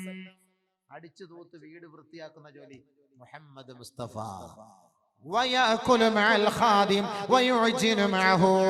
അരി അരച്ചു കൊടുക്കുമായിരുന്നു, ഭൃത്യന്മാരോടൊപ്പം ഒരുമിച്ചിരുന്ന് ഭക്ഷണം കഴിക്കുമായിരുന്നു, ഭാര്യയോടൊപ്പം ഒരുമിച്ചിരുന്ന് മാത്രമേ അള്ളാന്റെ റസൂല് ഭക്ഷിക്കുമായിരുന്നുള്ളൂ. ഭാര്യയോട് ഒരുമിച്ചിരുന്ന് ഭക്ഷിക്കാന്ന് പറഞ്ഞാല് ചുമ്മാ തിന്നാ പോരാ, കുറച്ചു വാരി ഓടെ തൊള്ളയിൽ വെച്ച് കൊടുക്കണം. അത് കാമുകന്മാരുടെ പണിയല്ല. ഐസ്ക്രീം ഇങ്ങോട്ടൊന്നുണ്ട്, ഇങ്ങോട്ട് വെച്ചു കൊടുക്കാം. അത് അങ്ങോട്ട് അവിടെ, ഇവിടെ അതല്ല. സഅദ് ഇബ്നു അബീ വഖാസ് റളിയല്ലാഹു തആല അൻഹുവിനോട് നബി തങ്ങൾ പറയുകയാണ്, വല്ലതും പുലൂസ് കിട്ടിയോ? യാ സഅദേ, ഓ സഅദേ, ഇന്നക ലൻ തുൻഫിഖ നഫഖതൻ മിമ്മ ബതഗാ ബിഹാ വജ്ഹല്ലാഹി ഇല്ലാ ഉജിർത അലൈഹാ ഹത്താ തളഅ യദക ഫീ ഫമി ഇംറാതിക. സഅദ് ഇബ്നു അബീ വഖാസിനോട് അല്ലാഹുവിന്റെ റസൂൽ നൽകുന്ന ഉപദേശം എന്തെന്നറിയുമോ? സഅദേ, നീ നിന്റെ ഭാര്യയുടെ വായിൽ ഒരു പിടി ഭക്ഷണം വെച്ചു കൊടുത്താൽ അതിനു പോലും അല്ലാഹുവിന്റെ ഭാഗത്ത് നിന്ന് കൂലി നൽകാതിരിക്കുകയില്ല. ഭാര്യയുടെ വായിൽ ഒരു പിടി ഭക്ഷണം, ഒന്നും ഇല്ലെങ്കിൽ ഒരു പപ്പടം എങ്കിലും എടുത്തു വെച്ച് കൊടുക്കണം. പക്ഷെ കുട്ടികളെ കാണരുത് നിർത്തുക. കാരണം എന്താ? പിന്നെ അവന്മാര് പോയിട്ട് ഏതെങ്കിലുമൊക്കെ പെണ്ണുങ്ങളുടെ തൊള്ളയിൽ വെച്ച് കൊടുക്കാൻ പോകും. അപ്പൊ നിങ്ങൾ എന്ത് ചെയ്യണം? ഒറ്റയ്ക്ക് നിങ്ങൾ രണ്ടുപേരും കൂടെ ഒരുമിച്ചിരുന്ന് ഭക്ഷണം കഴിക്കണം. ഒരുമിച്ചിരുന്ന് ഭാര്യയും ഭർത്താവും ഭക്ഷണം കഴിക്കണം. അങ്ങനെ ഭക്ഷണം കഴിക്കുമ്പോ അങ്ങോട്ട് ഒന്ന് കൊടുക്കണം, ഇങ്ങോട്ട് ഒന്ന് വാങ്ങണം. ഇവൻ കുഴച്ചത് ഞാൻ തിന്നുകേ, അവള് കുഴച്ചത് ഞാൻ തിന്നുകേ. നബിയുനാ റസൂലുള്ളാഹി തങ്ങളുടെ സ്നേഹബന്ധം ഒന്ന് പറയട്ടെയോ? ആയിഷ ബീവി റളിയല്ലാഹു അൻഹ പറയുകയാണ്, ഞാൻ വെള്ളം കുടിച്ചു കൊണ്ടിരിക്കേ, ഞാൻ ഋതുമതിയാണ്, മെൻസസ് പീരീഡിൽ ഞാൻ വെള്ളം കുടിച്ചു കൊണ്ടിരിക്കുമ്പോ ശേഷം എന്റെ ബാക്കിയുള്ള വെള്ളം ഞാൻ നബി തങ്ങൾക്ക് കൊടുത്തു. അള്ളാന്റെ റസൂലിന് ഞാൻ കുടിച്ച വെള്ളത്തിന്റെ പകുതി ഞാൻ കൊടുത്തു. ആയിഷ ബീവി പറയുകയാ, അള്ളാഹുവിന്റെ റസൂല് ഞാൻ ഗ്ലാസിന്റെ ഏത് വക്കില് വെച്ചാണോ വെള്ളം കുടിച്ചത് അതേ ഭാഗത്ത് വെച്ചാണ് അള്ളാന്റെ റസൂലിന്റെ ചുണ്ട് ചേർത്തുകൊണ്ട് ആ വെള്ളം കുടിച്ചത്. ഋതുമതിയായിരുന്ന ഞാൻ കുടിച്ച വെള്ളത്തിന്റെ ഉച്ഛിഷ്ടം ലോകത്തിന്റെ വിളിയാളമേ, ലോകത്തിന്റെ പടപ്പാട്ടെ, ലോകത്തെ നന്മ നുകർന്നു കൊടുക്കുവാനും തിന്മ പിഴുതെറിയുവാനും വന്ന ഗുരുനാഥരായ മുഹമ്മദ് മുസ്തഫ അവിടുത്തെ പരിശുദ്ധമായ നാവിൽ അമർത്തിക്കൊണ്ട് കുടിക്കുകയാണ്. ഒരിറച്ചി കഷ്ണമെടുത്ത് ഞാൻ കടിക്കുകയും അള്ളാന്റെ റസൂലിന് ഞാൻ അത് കൊടുക്കുകയും ചെയ്തു. അള്ളാന്റെ റസൂല് ഞാൻ ഏത് പല്ല് വെച്ചാണോ, ഏത് ചുണ്ട് കൊണ്ടാണോ അമർത്തിക്കടിച്ചത് അതേ ചുണ്ട് കൊണ്ട് തന്നെ അള്ളാന്റെ റസൂൽ ഞാൻ കടിച്ച ഇറച്ചി കഷണം കടിച്ചുവെന്ന് മഹദിയായ ആയിഷ ബീവി. എന്തിനാണ് ഇങ്ങനെ ചെയ്തത്? ഇന്നമാ ഫഅലത് ദാലിക ലിമാ ബൈനഹു ലിമാ ബൈന സൗജി വസ്സൗജതി മിനൽ ഇംബിസാത്ത്. ഭർത്താവ് കുടിച്ചതിന്റെ ബാക്കി ഭാര്യ കുടിക്കൽ, ഭാര്യ കഴിച്ചതിന്റെ ബാക്കി ഭർത്താവ് കഴിക്കൽ, ഭാര്യയുടെ വായിൽ ഭർത്താവ് വെച്ചു കൊടുക്കൽ, ഭർത്താവിന്റെ വായിൽ ഭാര്യ വെച്ചു കൊടുക്കൽ. മിനൽ ഇംബിസാത്ത്, കുടുംബ ജീവിത ഒരു മനപ്പൊരുത്തമത്രേ, ഒരു മനപ്പൊരുത്തമത്രേ. അവർ തമ്മിലുള്ള സ്നേഹത്തിന്റെ അടയാളാണ്, സ്നേഹത്തിന്റെ അടയാളാണ്. ഒരു ദിവസം ആയിഷ ബീവി റളിയല്ലാഹു അൻഹ പറയുകയാ, ഇന്നി ഹായിദുൻ, ഞാൻ ഋതുമതിയായിരിക്കുമ്പോ നബി തങ്ങൾ എന്നോട് പറയുന്നു, യാ ആയിഷ നാവിൽനി അൽ ഖുംറത മിനൽ മസ്ജിദ്, പള്ളിയിൽ നിന്ന് ആ മുസല്ല ഒന്നെടുക്കുമോ ആയിഷ? പള്ളിയിൽ നാം മുസല്ലയുടെ ഉടനെ ഞാൻ നബി തങ്ങളോട് പറഞ്ഞു, ഇന്നി ഹായിദുൻ യാ റസൂലല്ലാഹ്, ഞാൻ ഋതുമതിയാണ് നബിയെ എന്ന് പറഞ്ഞപ്പോ അല്ലാഹുവിന്റെ റസൂൽ പറഞ്ഞു, യാ ആയിഷ ഇന്ന ഹൈളതകി ലൈസത് ബിയദികി, ഋതുമതി നിന്റെ ഹൈളുകാരി എന്ന് പറയുന്നത് നിന്റെ ഹൈളുള്ളത് എടെ ആയിഷ, എടെ ആയിഷ. ഹൈലുകാരി പെണ്ണുങ്ങളെ, മെൻസസ് പീരിയഡ് ഭാര്യമാരെ തടയുന്നവരെ, വലിച്ചെറിയുന്നവരെ, അവരെ ഒഴിവാക്കുന്നവരെ, അവരെ മട്ടുപ്പാവിലേക്ക് മാറ്റി കിടത്തുന്നവരെ, ഋതുമതിയായ പെണ്ണ് പാചകം ചെയ്തു തരുന്ന ഭക്ഷണം കഴിക്കാത്ത ഭർത്താക്കന്മാരെ, നിങ്ങൾക്ക് അള്ളാഹുവിന്റെ റസൂലിന്റെ താക്കീത്, അവളോട് ശാരീരിക ബന്ധം, ലൈംഗിക വീഴ്ച ഒഴിച്ച് ബാക്കിയെല്ലാം അനുവദനീയമാണെന്ന് മുഹമ്മദ് മുസ്തഫ സല്ലല്ലാഹു അലൈഹി വസല്ലം. ഭാര്യ ഭർത്തൃ ബന്ധം ലോകത്ത് ആര് പഠിപ്പിച്ചു കൊടുക്കും? ഇങ്ങനെ ഒരു ജീവിതം നയിച്ചാൽ എന്തായിരിക്കും സംഭവം? ബഹുമാനമുള്ള സഹോദരൻ, ഫാത്തിമ റളിയല്ലാഹു തആല അലി റളിയല്ലാഹു അൻഹുവിനെ കുറിച്ച് കുറ്റം പറഞ്ഞപ്പോ നബി തങ്ങൾ പറഞ്ഞു, അങ്ങനെ ഒന്നും നീ കുറ്റം പറയരുത്, അദ്ദേഹത്തെ നീ സഹിക്കുക. ഇറങ്ങി വന്നപ്പോ അലി റളിയല്ലാഹു അൻഹു മുഖത്ത് നോക്കിയിട്ട് ഫാത്തിമ പറഞ്ഞു, വല്ലാഹി ലാ അഷ്കു അന്നക ലആതീക ശൈഅൻ തക്റഹു അബദ, അങ്ങേക്ക് വേദന ഉണ്ടാക്കുന്ന ഒരു കാര്യവും ഇനി മേലിൽ ഞാൻ പറയുകയില്ല. അലി റളിയല്ലാഹു അൻഹു പറഞ്ഞു, നിനക്ക് ഇനി വെറുപ്പുണ്ടാകുന്ന ഒരു വാക്കും ഞാനും ഇനി പറയൂല.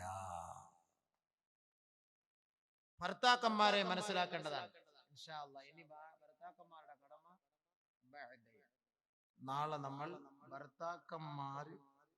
ഭാര്യമാര് ഭർത്താക്കന്മാരോടുള്ള കടമ ഇത് തീർന്നിട്ടില്ല. ഈ ഭർത്താക്കന്മാരുടെ കടമ ഇനിയുണ്ട്, ഒരുപാട് ശ്രദ്ധിക്കാനുണ്ട്, ഒരുപാട് സൂക്ഷിക്കാനുണ്ട്. നബിയിന റസൂലുള്ളാഹി സ്വല്ലല്ലാഹു അലൈഹി വസല്ലമ തങ്ങൾ ചെയ്ത കുടുംബ ജീവിതമാണ്. കാരണം നമ്മളിവിടെ ഒരു വലിയ വിവാഹത്തിന് സാക്ഷ്യം വഹിക്കാൻ പോവുകയാണ്. ഈ വൈവാഹിക ജീവിതത്തിന് സാക്ഷ്യം വഹിക്കുന്ന നമുക്ക് എന്താണ് വിവാഹ ജീവിതം നമ്മൾ മനസ്സിലാക്കണം. ഇവിടെ ഒന്നാമത്തെ കരാറ് ഞാൻ പറഞ്ഞിട്ടുള്ളൂ, മിൻ ഇംസാകിൻ ബിമഅറൂഫ് ഔ തസ്രീഹിൻ ബിഇഹ്സാൻ. അതെന്താണ്? ഞാൻ എന്റെ സ്വഭാവത്തിനും എന്റെ കൽപ്പനയ്ക്കും വിധേയയാകാത്ത ഒരു പെണ്ണാണ് എന്റെ ഭാര്യയെങ്കിൽ അവളെ ഞാൻ ഒഴിവാക്കേണ്ടതല്ലാതെ മറ്റൊരു വഴിയും എന്റെ മുന്നിലില്ല എങ്കിൽ നല്ല നിലയിൽ മാന്യമായ മാർഗത്തിൽ ഇസ്ലാമിന്റെ കൽപ്പന പ്രകാരം വിധി നിയമപ്രകാരം മാന്യമായ നിലയിൽ ഞാൻ അവളെ മൊഴി ചൊല്ലിക്കൊള്ളാം. അതെങ്ങനെയാണ്? എന്തുകൊണ്ടാണ് അവളെ മൊഴി ചൊല്ലേണ്ടി വരുന്നത്? എന്താണ് അവളുടെ ഭാഗത്തു നിന്നുള്ള തെറ്റ്? അതുകൊണ്ട് ഭാര്യയുടെ ഉത്തരവാദിത്വം എന്താണ്? അത് നാളെ പറഞ്ഞിട്ട് മരണത്തിന്റെ വിഷയം ചർച്ച ചെയ്ത് തീർത്ത് ഇൻഷാ അല്ലാഹ് ദുആ ചെയ്ത് പിരിയാം. നാളെ കൃത്യം 8:30 അല്ലേ?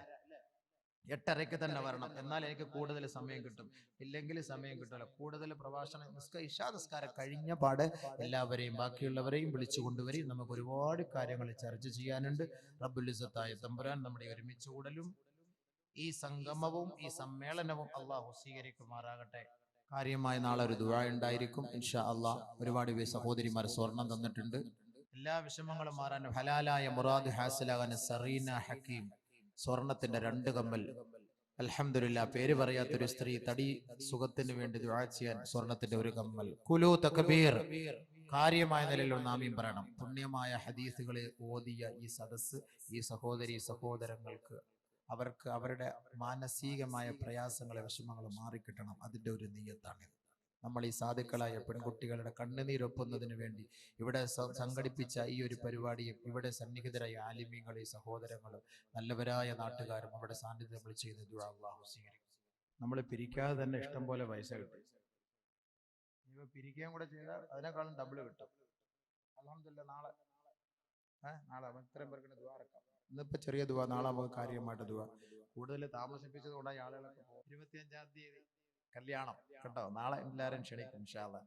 ഇതിന് നാളെ വരാത്ത ഒരാളുടെ 25-ാം തീയതി മറക്കല്ലേ. എല്ലാവരും ഇൻഷാ അല്ലാഹ് നമ്മുടെ ഈ പരിപാടിയിൽ കാര്യമായി 7000 പേരെയാണ് പ്രതീക്ഷിക്കുന്നത്. 7000 പേർക്കല്ല അടിച്ചുപൊളി ബിരിയാണി റാഹത്തായിട്ട്. വലിയ പണ്ഡിതന്മാരൊക്കെ വരും, സാംസ്കാരിക നേതാക്കന്മാർ, മന്ത്രി മുനീർ, ഇവരൊക്കെ ഇൻഷാ അല്ലാഹ് പങ്കെടുക്കും. എല്ലാവരും നിങ്ങളെല്ലാവരും അതിലേക്ക് നിങ്ങളെ നിങ്ങളെ ക്ഷണിച്ചുകൊള്ളുന്നു. കമ്മിറ്റിയുടെ ഭാഗത്ത് നിന്ന് നിങ്ങളെ എല്ലാവരെയും സാദരം ക്ഷണിച്ചുകൊള്ളുന്നു. കുടുംബ സാന്നിധ്യം അല്ലേ? അൽഹംദുലില്ലാഹ്. ഒരുപാട് സഹോദരീ സഹോദരങ്ങൾ ദുആ കൊണ്ട് വസിയത്ത് ചെയ്തിട്ട് വായിക്കുകയുണ്ടായി. ഒരുപാട് പേരുടെ പ്രയാസങ്ങളും വിഷമങ്ങളും ദുഃഖങ്ങളും ദുരിതങ്ങളും ഒക്കെ എല്ലാം അള്ളാഹു അറിയുന്നവരാണ്.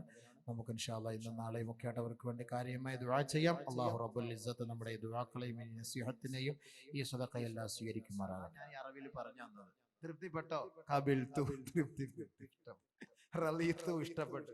അവൻ ആ പെണ്ണിനെ കൂട്ടിക്കൊണ്ട് പോവോ? ഇതറിഞ്ഞാ കൂട്ടിക്കൊണ്ട് പോവോ? ഇവിടെ പറഞ്ഞു കൊടുക്കോ? അത് മലയാളത്തിൽ ഏതാ പറയുന്നത് അറിയാവോ? എന്റെ മകൾ സബീന ബീവിയെ ഇത്ര മഹറിന് ഹലാലായ ഭാര്യയാക്കി ഇണയാക്കി വിവാഹം ചെയ്ത് തന്നിരിക്കുന്നു. ഞാൻ അത് ഇഷ്ടപ്പെട്ടു, തൃപ്തിപ്പെട്ടു. അതല്ലേ പറയാറുള്ളൂ. അതിലെന്ത് മനസ്സിലായി? അതിന് മുമ്പ് ഒരു വേടുണ്ട്. അതിന്റെ അർത്ഥം എന്നറിയോ? അതാണ് കല്യാണം. അതാണ് അള്ളാഹ് പറഞ്ഞത്.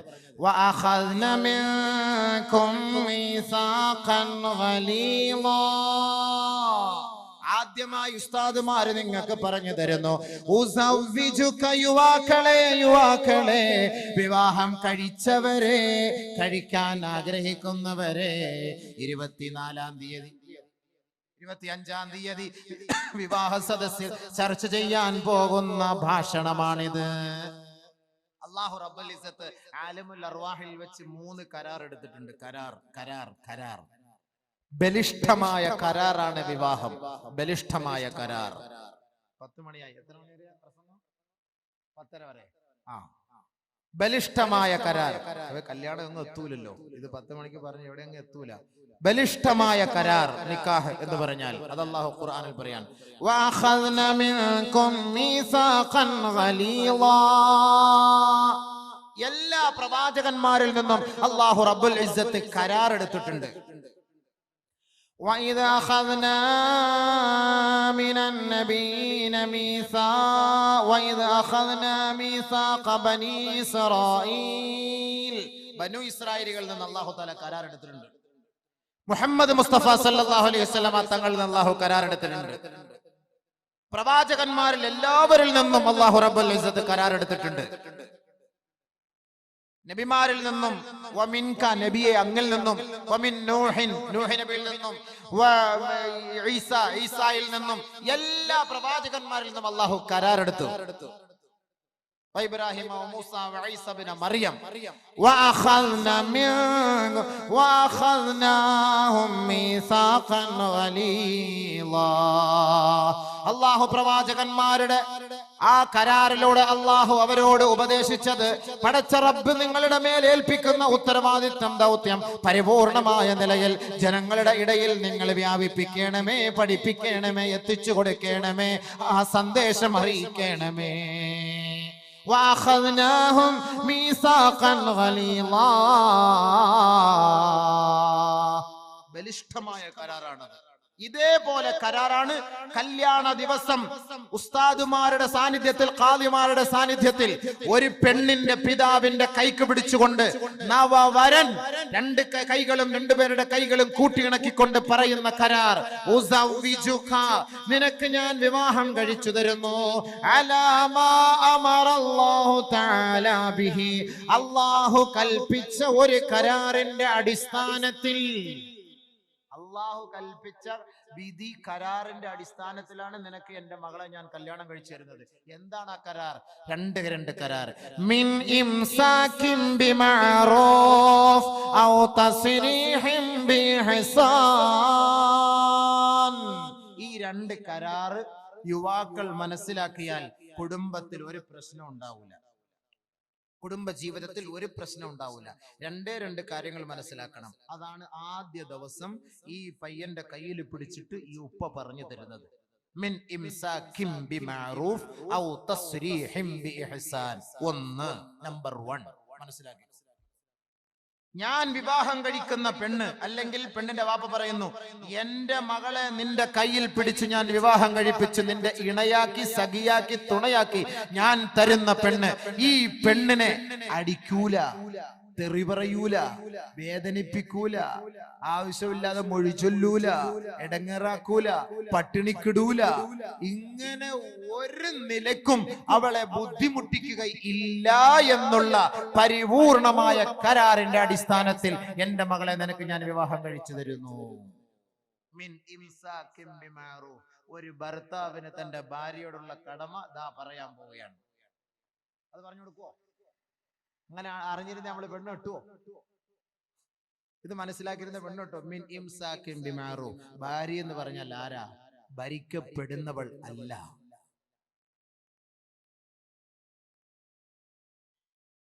ബഹുമാനമുള്ള സഹോദരങ്ങളെ, അല്ലാഹു റബ്ബുൽ ഇസ്സത്ത് നമുക്ക് പഠിപ്പിച്ചു തരുന്ന ഒരു കരാറാണ്, ബലിഷ്ഠമായ കരാർ. ഈ കരാർ ആരുടെ പേർക്കാ നമ്മൾ നിയത്ത് ചെയ്ത് പറയുന്നത്?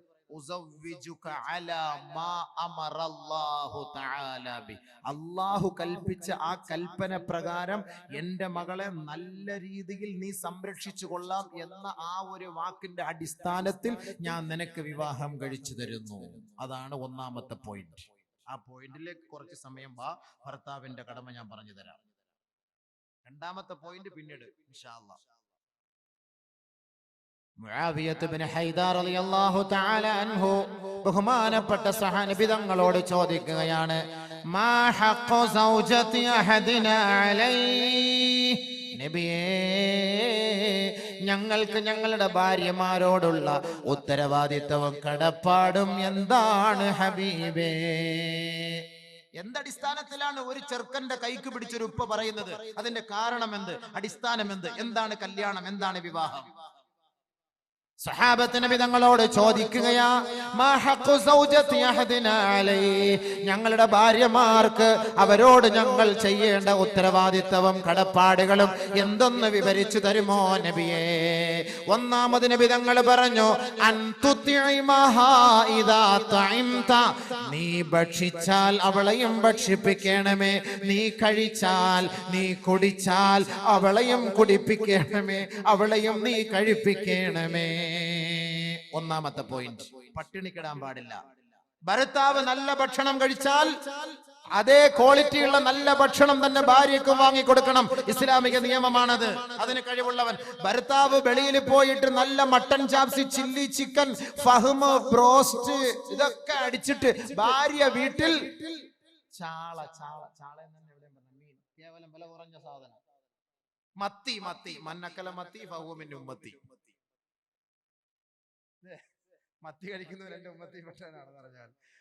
അപ്പൊ മത്തി, അതാണ് ഈ മത്തിന്റെ സ്വഭാവം. ഈ പെണ്ണുങ്ങൾക്ക് ഈ മത്തി കൊടുത്തിട്ടല്ലേ അത് വരുന്ന മത്തി എന്ന് പറഞ്ഞാൽ കർണാടകയിൽ അങ്ങ് ദൂരെ വിജയവാഡ എന്നൊക്കെ വരുമ്പോ തന്നെ മൂന്നാം പാത്തി അങ്ങ് കഴിഞ്ഞതായിരിക്കും. പോസ്റ്റ്മോർട്ടം ഒക്കെ ചെയ്ത് കുടലൊക്കെ വെളിയിൽ കിടക്കുക. അതൊക്കെയാണ് നമ്മുടെ താത്താമാര് തിന്നുക.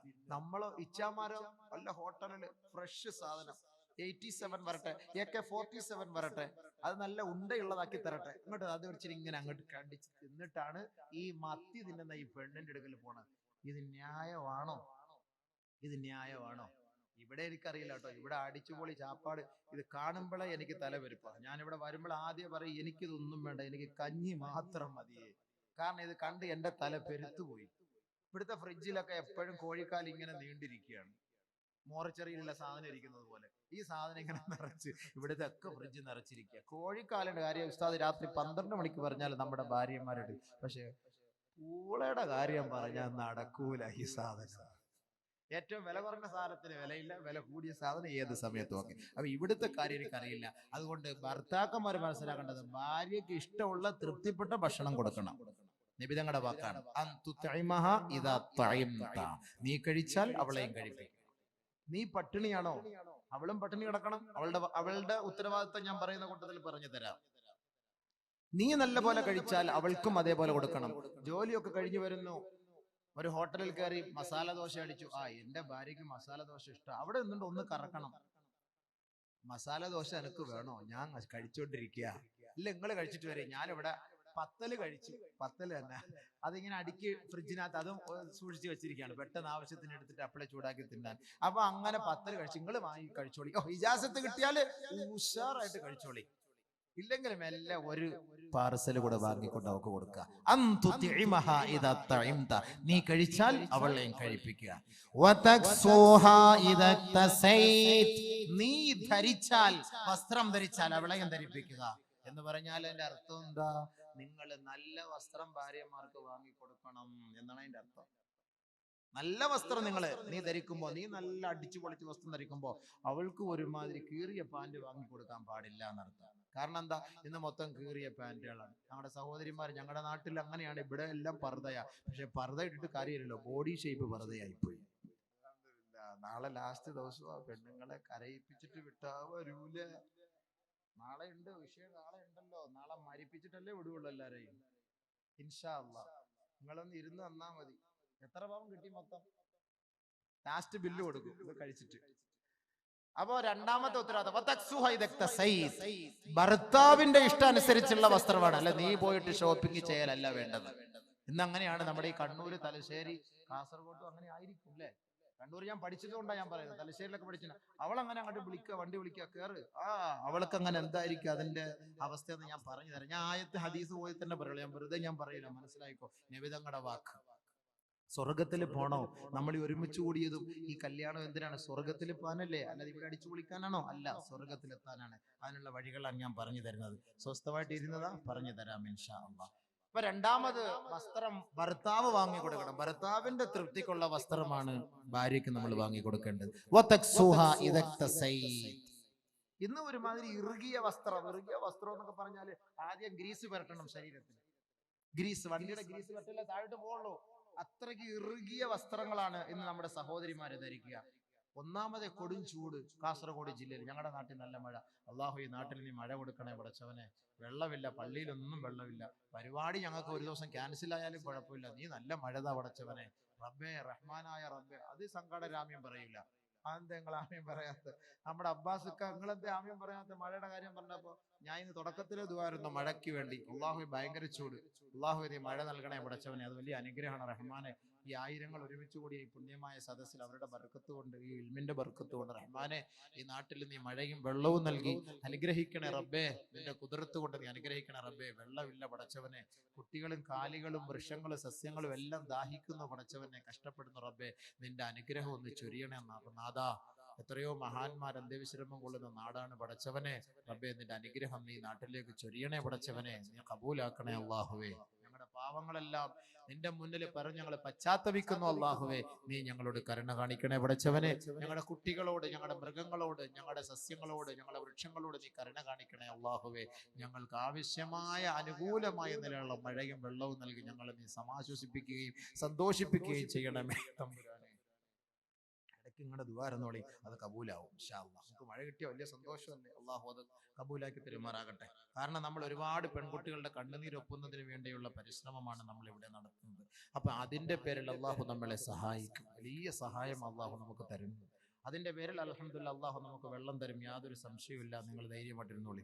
അപ്പോ ഭർത്താവിന്റെ അനുവാദമില്ലാതെ പോയി വസ്ത്രം എടുക്കരുത്. ഒരു ഭർത്താവ് ഇഷ്ടപ്പെടുന്ന വസ്ത്രം. അപ്പോൾ മോഡേൺ വസ്ത്രം വാങ്ങിക്കൊടുക്കാതെ അവളുടെ ഔറത്ത് മറഞ്ഞു കിടക്കുന്ന മാന്യമായ വസ്ത്രം ഭർത്താവിന്റെ അനുവാദത്തോടു കൂടി ഭർത്താവ് വാങ്ങിക്കൊടുക്കട്ടെ. രണ്ടാമത്തെ ഉത്തരവാദിത്വം. മൂന്ന്,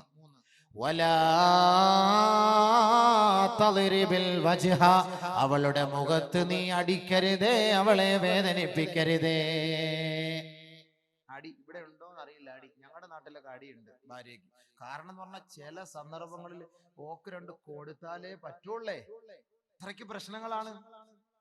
ഉമർ റളിയല്ലാഹു തആല അൻഹു വീരനായിരുന്നു, വില്ലനായിരുന്നു. വറാജഅത് ഇംറഅതു ഉമർ, ഉമർ റളിയല്ലാഹു അൻഹുവിന്റെ ഭാര്യ ഉമറിനോട് കയർത്ത് സംസാരിക്കുമായിരുന്നു. മക്കക്കാരികളായ പെൺകുട്ടികൾ ഭർത്താക്കന്മാരോട് കയർത്ത് സംസാരിക്കുമായിരുന്നു. ഒരു ദിവസം മഹാനായ ഉമർ റളിയല്ലാഹു അൻഹു ഹബീബായ റസൂലുള്ളാഹി തങ്ങളുടെ സവിധത്തിൽ കടന്നു വന്നുകൊണ്ട് പറയുകയാണ്, യാ റസൂലല്ലാഹ് ദഇർനൻ നിസാഉ അലാ അസ്വാജിഹിൻ. ഭർത്താക്കന്മാർ, ഈ നാട്ടിലുള്ള ഭാര്യമാർ തന്റെ ഭർത്താക്കന്മാരുടെ മേൽ കയർത്തു സംസാരിക്കും. സംസാരിക്കുന്നു നബിയെ, അതുകൊണ്ട് അവരെ അടിക്കാൻ അനുവാദം നൽകണം ഹബീബേ, അവരെ അടിക്കാനുള്ള അനുവാദം അവിടുന്ന് നൽകണം യാ റസൂലല്ലാഹ്. ഉമർ റളിയല്ലാഹു തആല അൻഹു പറയേണ്ട താമസം നബിയുനാ റസൂലുള്ളാഹി തങ്ങൾ ഫറഖസ ബിളർബിഹിൻ, ഭർത്താക്കന്മാർക്ക് ഭാര്യമാരെ അടിക്കാനുള്ള അനുവാദം നൽകി. അടിക്കോ? ഉമർ റളിയല്ലാഹു അൻഹു അങ്ങനെ അനുവാദം കിട്ടിയാല് വിടുവോ? സാധനം ആരാ അത്? കാഞ്ഞങ്ങാട്ട് നിന്ന് കാസർകോട്ടേക്ക് ഉമർ റളിയല്ലാഹു അൻഹു വരുന്നു, കാസർകോട്ടിൽ നിന്ന് കാഞ്ഞങ്ങാട്ടേക്ക് ശൈത്താൻ വരുന്നു പറഞ്ഞാല് ശൈത്താൻ കാസർകോട്ട് നിന്ന് മംഗലാപുരം വഴി നേരെ ബാംഗ്ലൂരോ മൈസൂറോ ചാടിക്കളയും. കാരണം എന്താ? ഉമറിനെ പേര് കേട്ടാ തന്നെ പേടിയാ ശൈത്താൻ. ആ ഉമർ റളിയല്ലാഹു അൻഹുവിന്റെ കൈപ്പത്തിയുമായി വരികയാണ്. എന്തിന്? അടിക്കാൻ. കൊടുത്തില്ലേ അടി ഭാര്യമാരെ? ആടി മക്കാരായ സഹാബാക്കള് മുഴുവൻ അങ്ങോട്ട് തുടങ്ങി ആടി ഭാര്യമാരെ. എന്നറിഞ്ഞ കയർത്തങ്ങോട്ട് സംസാരിക്കണം. ഇന്നും അറബിച്ച് പെണ്ണുങ്ങളുടെ സ്വഭാവം അറിയോ? ഗൾഫില് പോകുന്ന പെൺകുട്ടികൾ, ഗൾഫില് പോകുന്നവർക്ക് അറിയാം അവിടുത്തെ പെണ്ണുങ്ങളുടെ സ്വഭാവം. അറബികള് പൈസ ആദ്യം വാങ്ങിയിട്ട് പൈസ കൊണ്ടുപോകുന്ന ഉടനെ പോക്കറ്റിൽ നിന്ന് ആദ്യം എന്ന് പറഞ്ഞിങ്ങനെ ഒറ്റ പിടിയാ. അതിനു മുമ്പ് 5000-10000 റിയാൽ കിട്ടിയാല് ഒരു 4000 റിയാല് വണ്ടിയുടെ സീറ്റിൽ ഒളിപ്പിച്ചു വെക്കും ഭർത്താക്കന്മാര്. 6000 റിയാല് പോക്കറ്റിൽ വെക്കും. കാരണം എന്താ? പോയ ഉടനെ കയറിഞ്ഞ് പിടിക്കും. അത് അങ്ങനെയാണ് അവിടെ. അപ്പൊ അത്രയ്ക്കും കയർത്ത് അറബികളുടെ ഒരു സംസ്കാരമായിരുന്നു. അങ്ങനെ കയർത്ത് സംസാരിക്കുമായിരുന്നു. ഭാര്യമാരങ്ങനെ കയർത്ത് സംസാരിച്ചു. ഭർത്താക്കന്മാർ അടിയും തുടങ്ങി. രക്ഷയില്ല. ഒരു ദിവസം അതാ പാതിരാത്രി അള്ളാഹുവിന്റെ റസൂലിന്റെ വീട്ടിലേക്ക് സ്ത്രീകളുടെ മാർച്ച്. ജാനു അല്ല ആദ്യം മാർച്ച് ചെയ്തത്. ജാനു ഒന്നും അല്ല ആദ്യം മാർച്ച് ചെയ്തത്. അട്ടപ്പാടിയിലെ ജാനുവാണോ മാർച്ച് ചെയ്തത്? നിങ്ങൾ അറിഞ്ഞോ? അല്ലല്ലല്ല. ലഖദ് താഫ ബിആലി ബൈതി മുഹമ്മദിൻ സ്വല്ലല്ലാഹു അലൈഹി വസല്ലം യഷ്കൂന അസ്വാജഹുൻ. ഒരു ദിവസം പാതിരാ സമയമെത്തിയപ്പോൾ ആയിഷ ബീവിയുടെ വീടിന്റെ ജുമ്മറപ്പടി നിറയെ സ്ത്രീകൾ ബഹുമാനപ്പെട്ട നബിയുനാ റസൂലുള്ളാഹി തങ്ങളുടെ മുബാറക്കായ വീടുകൾ വലയം ചെയ്തുകൊണ്ട് സ്ത്രീരത്നങ്ങൾ അതാ സിന്ദാബാദ് വിളിക്കുകയാ. ആരെ കുറിച്ച്? വീടില്ല, വസ്തുവില്ല, ഭൂമിയില്ല, ഞങ്ങൾക്ക് പട്ടയമില്ല, വെള്ളമില്ല, മണ്ണെണ്ണയില്ല, റേഷനറി ഇല്ല, അതൊക്കെ ഞങ്ങൾക്കുണ്ട്. യഷ്കൂന അസ്വാജഹുൻ, തന്റെ ഭർത്താക്കന്മാരെ കുറിച്ചുള്ള പരാതിയാണ്. നബിയേ, മഹദിയേ, ഞങ്ങളുടെ ഭർത്താക്കന്മാർ ഞങ്ങളെ വല്ലാണ്ട് തല്ലുന്നു, അതിനുള്ള പരിഹാര മാർഗം കാണണം. അള്ളാന്റെ റസൂലിനോട് ആയിഷ ബീവി പറഞ്ഞു, ഇതാ ഈ സ്ത്രീ സമൂഹം വന്നുകൊണ്ട് അവരുടെ ആവലാദികൾ പറയുന്നു നബിയെ, അവരുടെ ഭർത്താക്കന്മാർ അവരെ വേദനിപ്പിക്കുന്നു, അടിക്കുന്നു എന്ന പരാതിയുമായി വന്നിരിക്കുകയാ. അല്ലാഹുവിന്റെ റസൂൽ പരസ്യ പ്രഖ്യാപനം നടത്തുകയാ. ലൈസ ഉലൈക ബിഖിയാരിഹിം, ഭർത്താക്കന്മാരെ നിങ്ങൾ ആരെങ്കിലും തങ്ങളുടെ ഭാര്യമാരെ അടിക്കുന്നുവെങ്കിൽ അവർ നല്ല സംസ്കാരമുള്ളവരല്ല, അവർ നല്ലവരെ അല്ല, അവർ നല്ലവരെ അല്ല. അടിക്ക് പരിസമാപ്തി കുറിച്ചുകൊണ്ട് നബിയുനാ റസൂലുള്ളാഹി തങ്ങൾ ഓർഡിനൻസ് പുറപ്പെടുവിച്ചു. മാത്രമല്ല ഹബീബായ റസൂലുള്ളാഹി തങ്ങൾ വീട്ടിൽ നിന്ന് ഇറങ്ങി വന്ന് എണ്ണി നോക്കിയപ്പോൾ 70ഓളം പെൺകുട്ടികളാണ് പാതിരാ സമയത്ത് ഭർത്താക്കന്മാരുടെ പീഡനത്തിന് ഇരയായി നബി തങ്ങളുടെ സെക്രട്ടേറിയറ്റിന് മുന്നിൽ മാർച്ചുമായി വന്നത്. പാതിരാ സമയത്ത് 70ഓളം പെണ്ണുങ്ങൾ. നബി തങ്ങൾ സല്ലല്ലാഹു അലൈഹി വസല്ലമ തങ്ങൾ പറഞ്ഞു, വലാ തളിരിബിൽ വജ്ഹ, പെണ്ണിന്റെ മുഖത്ത് നിങ്ങൾ അടിക്കരുത്. വലാ തുഖബ്ബിഹ്, അവളെ മോശമായി പറയരുത്. ഭർത്താക്കന്മാരെ മനസ്സിലാക്കി നബി തങ്ങളുടെ കുടുംബ ജീവിതത്തിലേക്ക് അല്പം ഒന്ന് ശ്രദ്ധിക്കുക. ഭർത്താവിന്റെ കടമ. ഒരു ദിവസം ഉമറിന്റെ ഭാര്യ ഉമറിനോട് കയർത്ത് സംസാരിച്ചു. ഉടനെ ഉമർ റളിയല്ലാഹു തആല അൻഹു ചോദിച്ചു, എടി മണ്ടി പെണ്ണെ, നീ എന്നോട് നീ കയർത്ത് സംസാരിക്ക? അത്രയ്ക്കും നീ അങ്ങോട്ട് വലിയ ആളായ? എന്നോട് കയർത്ത്? ഞാൻ ആര്? ഉമർ. എന്നോട് നീ കയർത്ത് സംസാരിക്കുകയോ?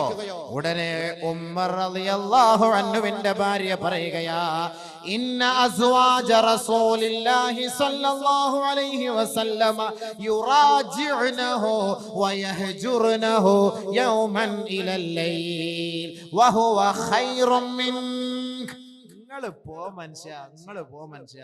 നബിതങ്ങളുടെ ഭാര്യമാർ അവര് അള്ളാന്റെ റസൂലിന്റെ മുന്നിൽ കയർത്ത് സംസാരിക്കുന്നു, അവരോട് ഒരു ദിവസം വരെ മിണ്ടാതെ ഇരിക്കുന്നു. നിങ്ങളെക്കാൾ എത്രയോ പോരിഷമുള്ള മനുഷ്യനാ ആ മനുഷ്യന്റെ ഭാര്യമാര്, അവരോട് കയർത്ത് സംസാരിക്കുന്നു. പിന്നെ നിങ്ങൾ പോയി മനുഷ്യ. എന്റെ മകളെയാണ് നബിതങ്ങൾ വിവാഹം കഴിച്ചത്, ഹഫ്സ. എന്റെ മകൾ നബിതങ്ങളോട് കയർത്ത് സംസാരിക്കുകയോ? പെട്ടെന്ന് ചിന്ത വന്നത് അതാണ്. അല്ല ഭാര്യയെ താക്കീത് ചെയ്യാൻ നിന്നില്ല. നബിതങ്ങളുടെ ഭാര്യയായ ഹഫ്സ ബീവി നബിതങ്ങളോട് കയർത്ത് സംസാരിക്കുകയോ? അള്ളാഹുവിന്റെ റസൂലിന്റെ പ്രിയപ്പെട്ട തോഴനായ ഉമർ റളിയല്ലാഹു അൻഹു പരസ്യമായി വിളിച്ചു പറഞ്ഞു, ഖാബത്ത് ഹഫ്സതു വഖാബത്ത് ഹഫ്സതു വഖസിറത് ഇൻ തുറാജഅതുഹു. നബീന റസൂലുള്ളാഹി തങ്ങളുടെ പ്രിയപ്പെട്ട ഭാര്യ ഹഫ്സ, എന്റെ മകൾ, അവള് തൊലഞ്ഞത് തന്നെ, അവള് നശിച്ചത് തന്നെ. അവൾ നബിതങ്ങളോട് കയർത്ത് സംസാരിച്ചിട്ടുണ്ടെങ്കിൽ തൊലഞ്ഞത് തന്നെ. നേരെ ഉമർ റളിയല്ലാഹു തആല അൻഹു ബഹുമാനപ്പെട്ട പ്രവാചകന്റെ സവിധത്തിലേക്ക്, ഹഫ്സ ബീവിയുടെ വീട്ടിലേക്ക് ഉമർ റളിയല്ലാഹു അൻഹു കടന്നു വരികയാണ്. ഉമർ റളിയല്ലാഹു അൻഹു ഇവിടെ ശ്രദ്ധിക്കേണ്ടത് ഒരു കാര്യം, ഭാര്യമാർ, നമ്മുടെ പെൺകുട്ടികളെ ഉമ്മമാർ വിവാഹം കഴിപ്പിച്ച് അയക്കുമ്പോ പെൺകുട്ടിയുടെ ഭാഗത്തു നിന്ന് വല്ല അപാകതകൾ വന്നാൽ ഉപ്പമാർ പരിഹരിക്കണം എന്നതിന്റെ തെളിവാണ് ഉമർ റളിയല്ലാഹു അൻഹു ഇവിടെ നമുക്ക് ചർച്ച ചെയ്ത് പഠിപ്പിച്ചിരുന്നത്.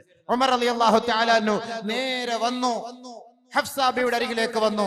ഹഫ്സയെ വിളിച്ചിട്ട് പറഞ്ഞു, യാ ഹഫ്സ, എടി പെണ്ണെ ഹഫ്സ, ലാ തഗ്തറി ബിബ്നതി ഇബ്നി അബി ഖുഹാഫ. ആയിഷ എന്ന് പറയുന്ന അബൂ ഖുഹാഫയുടെ മകൻ അബൂബക്കറിന്റെ മകൾ ആയിഷ നിന്നെ വഞ്ചിതയാക്കാതിരിക്കട്ടെ. ഫഇന്നഹാ ഹിബ്ബു റസൂലില്ലാഹി സ്വല്ലല്ലാഹു അലൈഹി വസല്ലം. അവൾ നബിതങ്ങളുടെ പ്രിയങ്കരിയാണ്. ഒരുപക്ഷെ ആയിഷ ബീവി നബിതങ്ങളോട് കയർത്ത് സംസാരിച്ചിരിക്കാം. അത് കണ്ടിട്ട് ഉമറിന്റെ മകൾ ഹഫ്സ, നീ നബിതങ്ങളോട് കയർത്ത് സംസാരിച്ചു പോകരുത്. വഖവഫഹാ അനിൽ മുറാജഅ. ഉമർ റളിയല്ലാഹു തആല അൻഹു ഹഫ്സ ബീവിയെ താക്കീത് ചെയ്തു, ഭയപ്പെടുത്തി. ഇനി മേലിൽ നബിതങ്ങളോട് കയർത്ത് സംസാരിക്കുകയോ നബിതങ്ങളോട് ഒരാവശ്യം ഉന്നയിക്കുകയോ ചെയ്യരുത്. നിനക്ക് ആവശ്യമുള്ളത് എന്താണോ അത് നീ എന്നോട് ചോദിക്കുക, ഞാൻ നിനക്ക് വാങ്ങിത്തരാം. നബിതങ്ങളോട് നീ ചോദിക്കാൻ പാടില്ല. ഉമർ റളിയല്ലാഹു തആല താക്കീത് ചെയ്തു. ആയിഷ ബീവി നബിതങ്ങൾ ഭയങ്കര ഗുലാനത്വ, ഭയങ്കര മഹബത്ത, ഭയങ്കര സ്നേഹം, ലവ് ബേർഡ്സ് പോലെ ഭയങ്കര മഹബത്ത. ബാക്കിയുള്ളവരുടെ മുഹബത്ത് ഇല്ല എന്നല്ല അതിന്റെ അർത്ഥം, അത് മനസ്സിലാക്കണം. ചില ആളുകൾക്ക് ചിലരോട് ഇത്തിരി മുഹബത്ത് ഉണ്ടല്ലോ, അത് എത്രത്തോളം ഒക്കെ ആണെങ്കിലും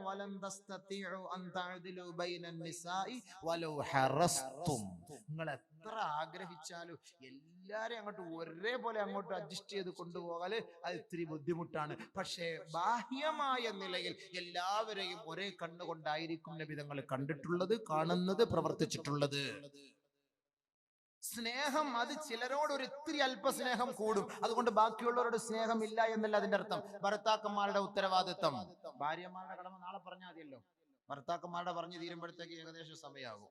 ഭാര്യമാരുടെ നാളെ പറഞ്ഞിട്ട് മരിച്ചില്ലെങ്കിൽ നമുക്ക് കുറച്ചുകൂടെ ജീവിക്കാം, അല്ലെങ്കിൽ നമുക്ക് ഇനി അടുത്ത ദിവസം വീണ്ടും നമുക്ക് മരിപ്പിക്കാൻ ഒരു സദസ്സ് സംഘടിപ്പിക്കാം.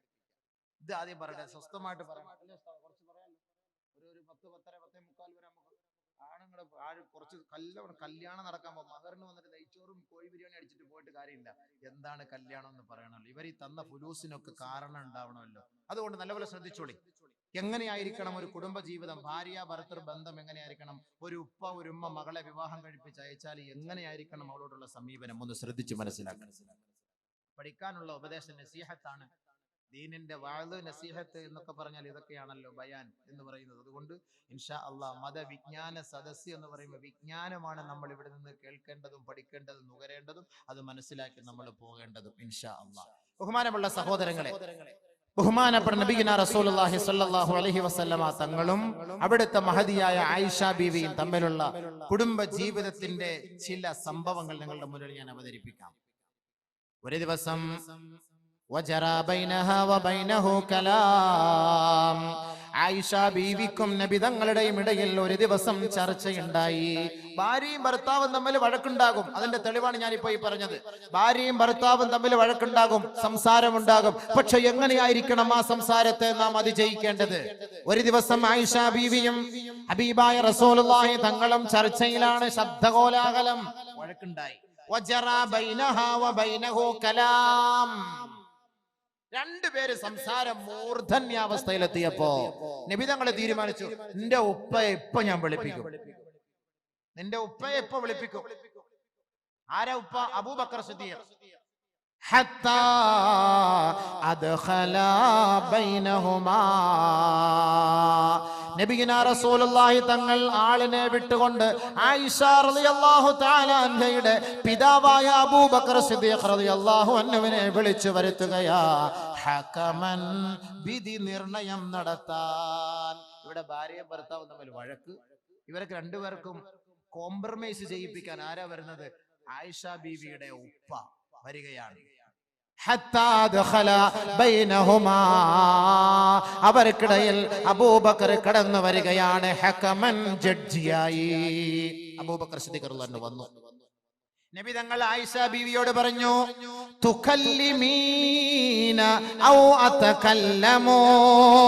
ബഹുമാനപ്പെട്ട പ്രവാചകൻ സല്ലല്ലാഹു അലൈഹി വസല്ലമ തങ്ങൾ തന്റെ പ്രിയപ്പെട്ട പത്നിയുമായുള്ള വഴക്കിൽ, ശണ്ടകൂടലിൽ ആയിഷ ബീവിയോട് അല്ലാഹുവിന്റെ റസൂല് പറഞ്ഞു, നിന്റെ ഉപ്പ വന്നിട്ടുണ്ട്, നീ സംസാരിക്കണോ അതോ ഞാൻ സംസാരിക്കണോ? ചോദ്യം നോക്കണേ, എത്ര മാന്യമായ രീതിയിലാണ്. പെണ്ണെ, നിന്റെ ഉപ്പ വന്നിട്ടുണ്ട്, തുകല്ലിമീന ഔ അതകല്ലമു, നീ സംസാരിക്കണോ അതോ ഞാൻ സംസാരിക്കട്ടെയോ? ആയിഷ ബീവി പറഞ്ഞ വാക്ക് കേട്ടോ, നല്ലപോലെ ശ്രദ്ധിച്ചോണം. തകല്ലം ബൽ തകല്ലം അൻത. ഇല്ല, നിങ്ങൾ സംസാരിച്ചോളി, നിങ്ങൾ പറഞ്ഞോളി. എന്നിട്ട് ശേഷം ആയിഷ ബീവി ഒരു വാക്കൂടെ കൂട്ടിച്ചേർത്തു, വലാ തഖുൽ ഇല്ലാ ഹഖ്.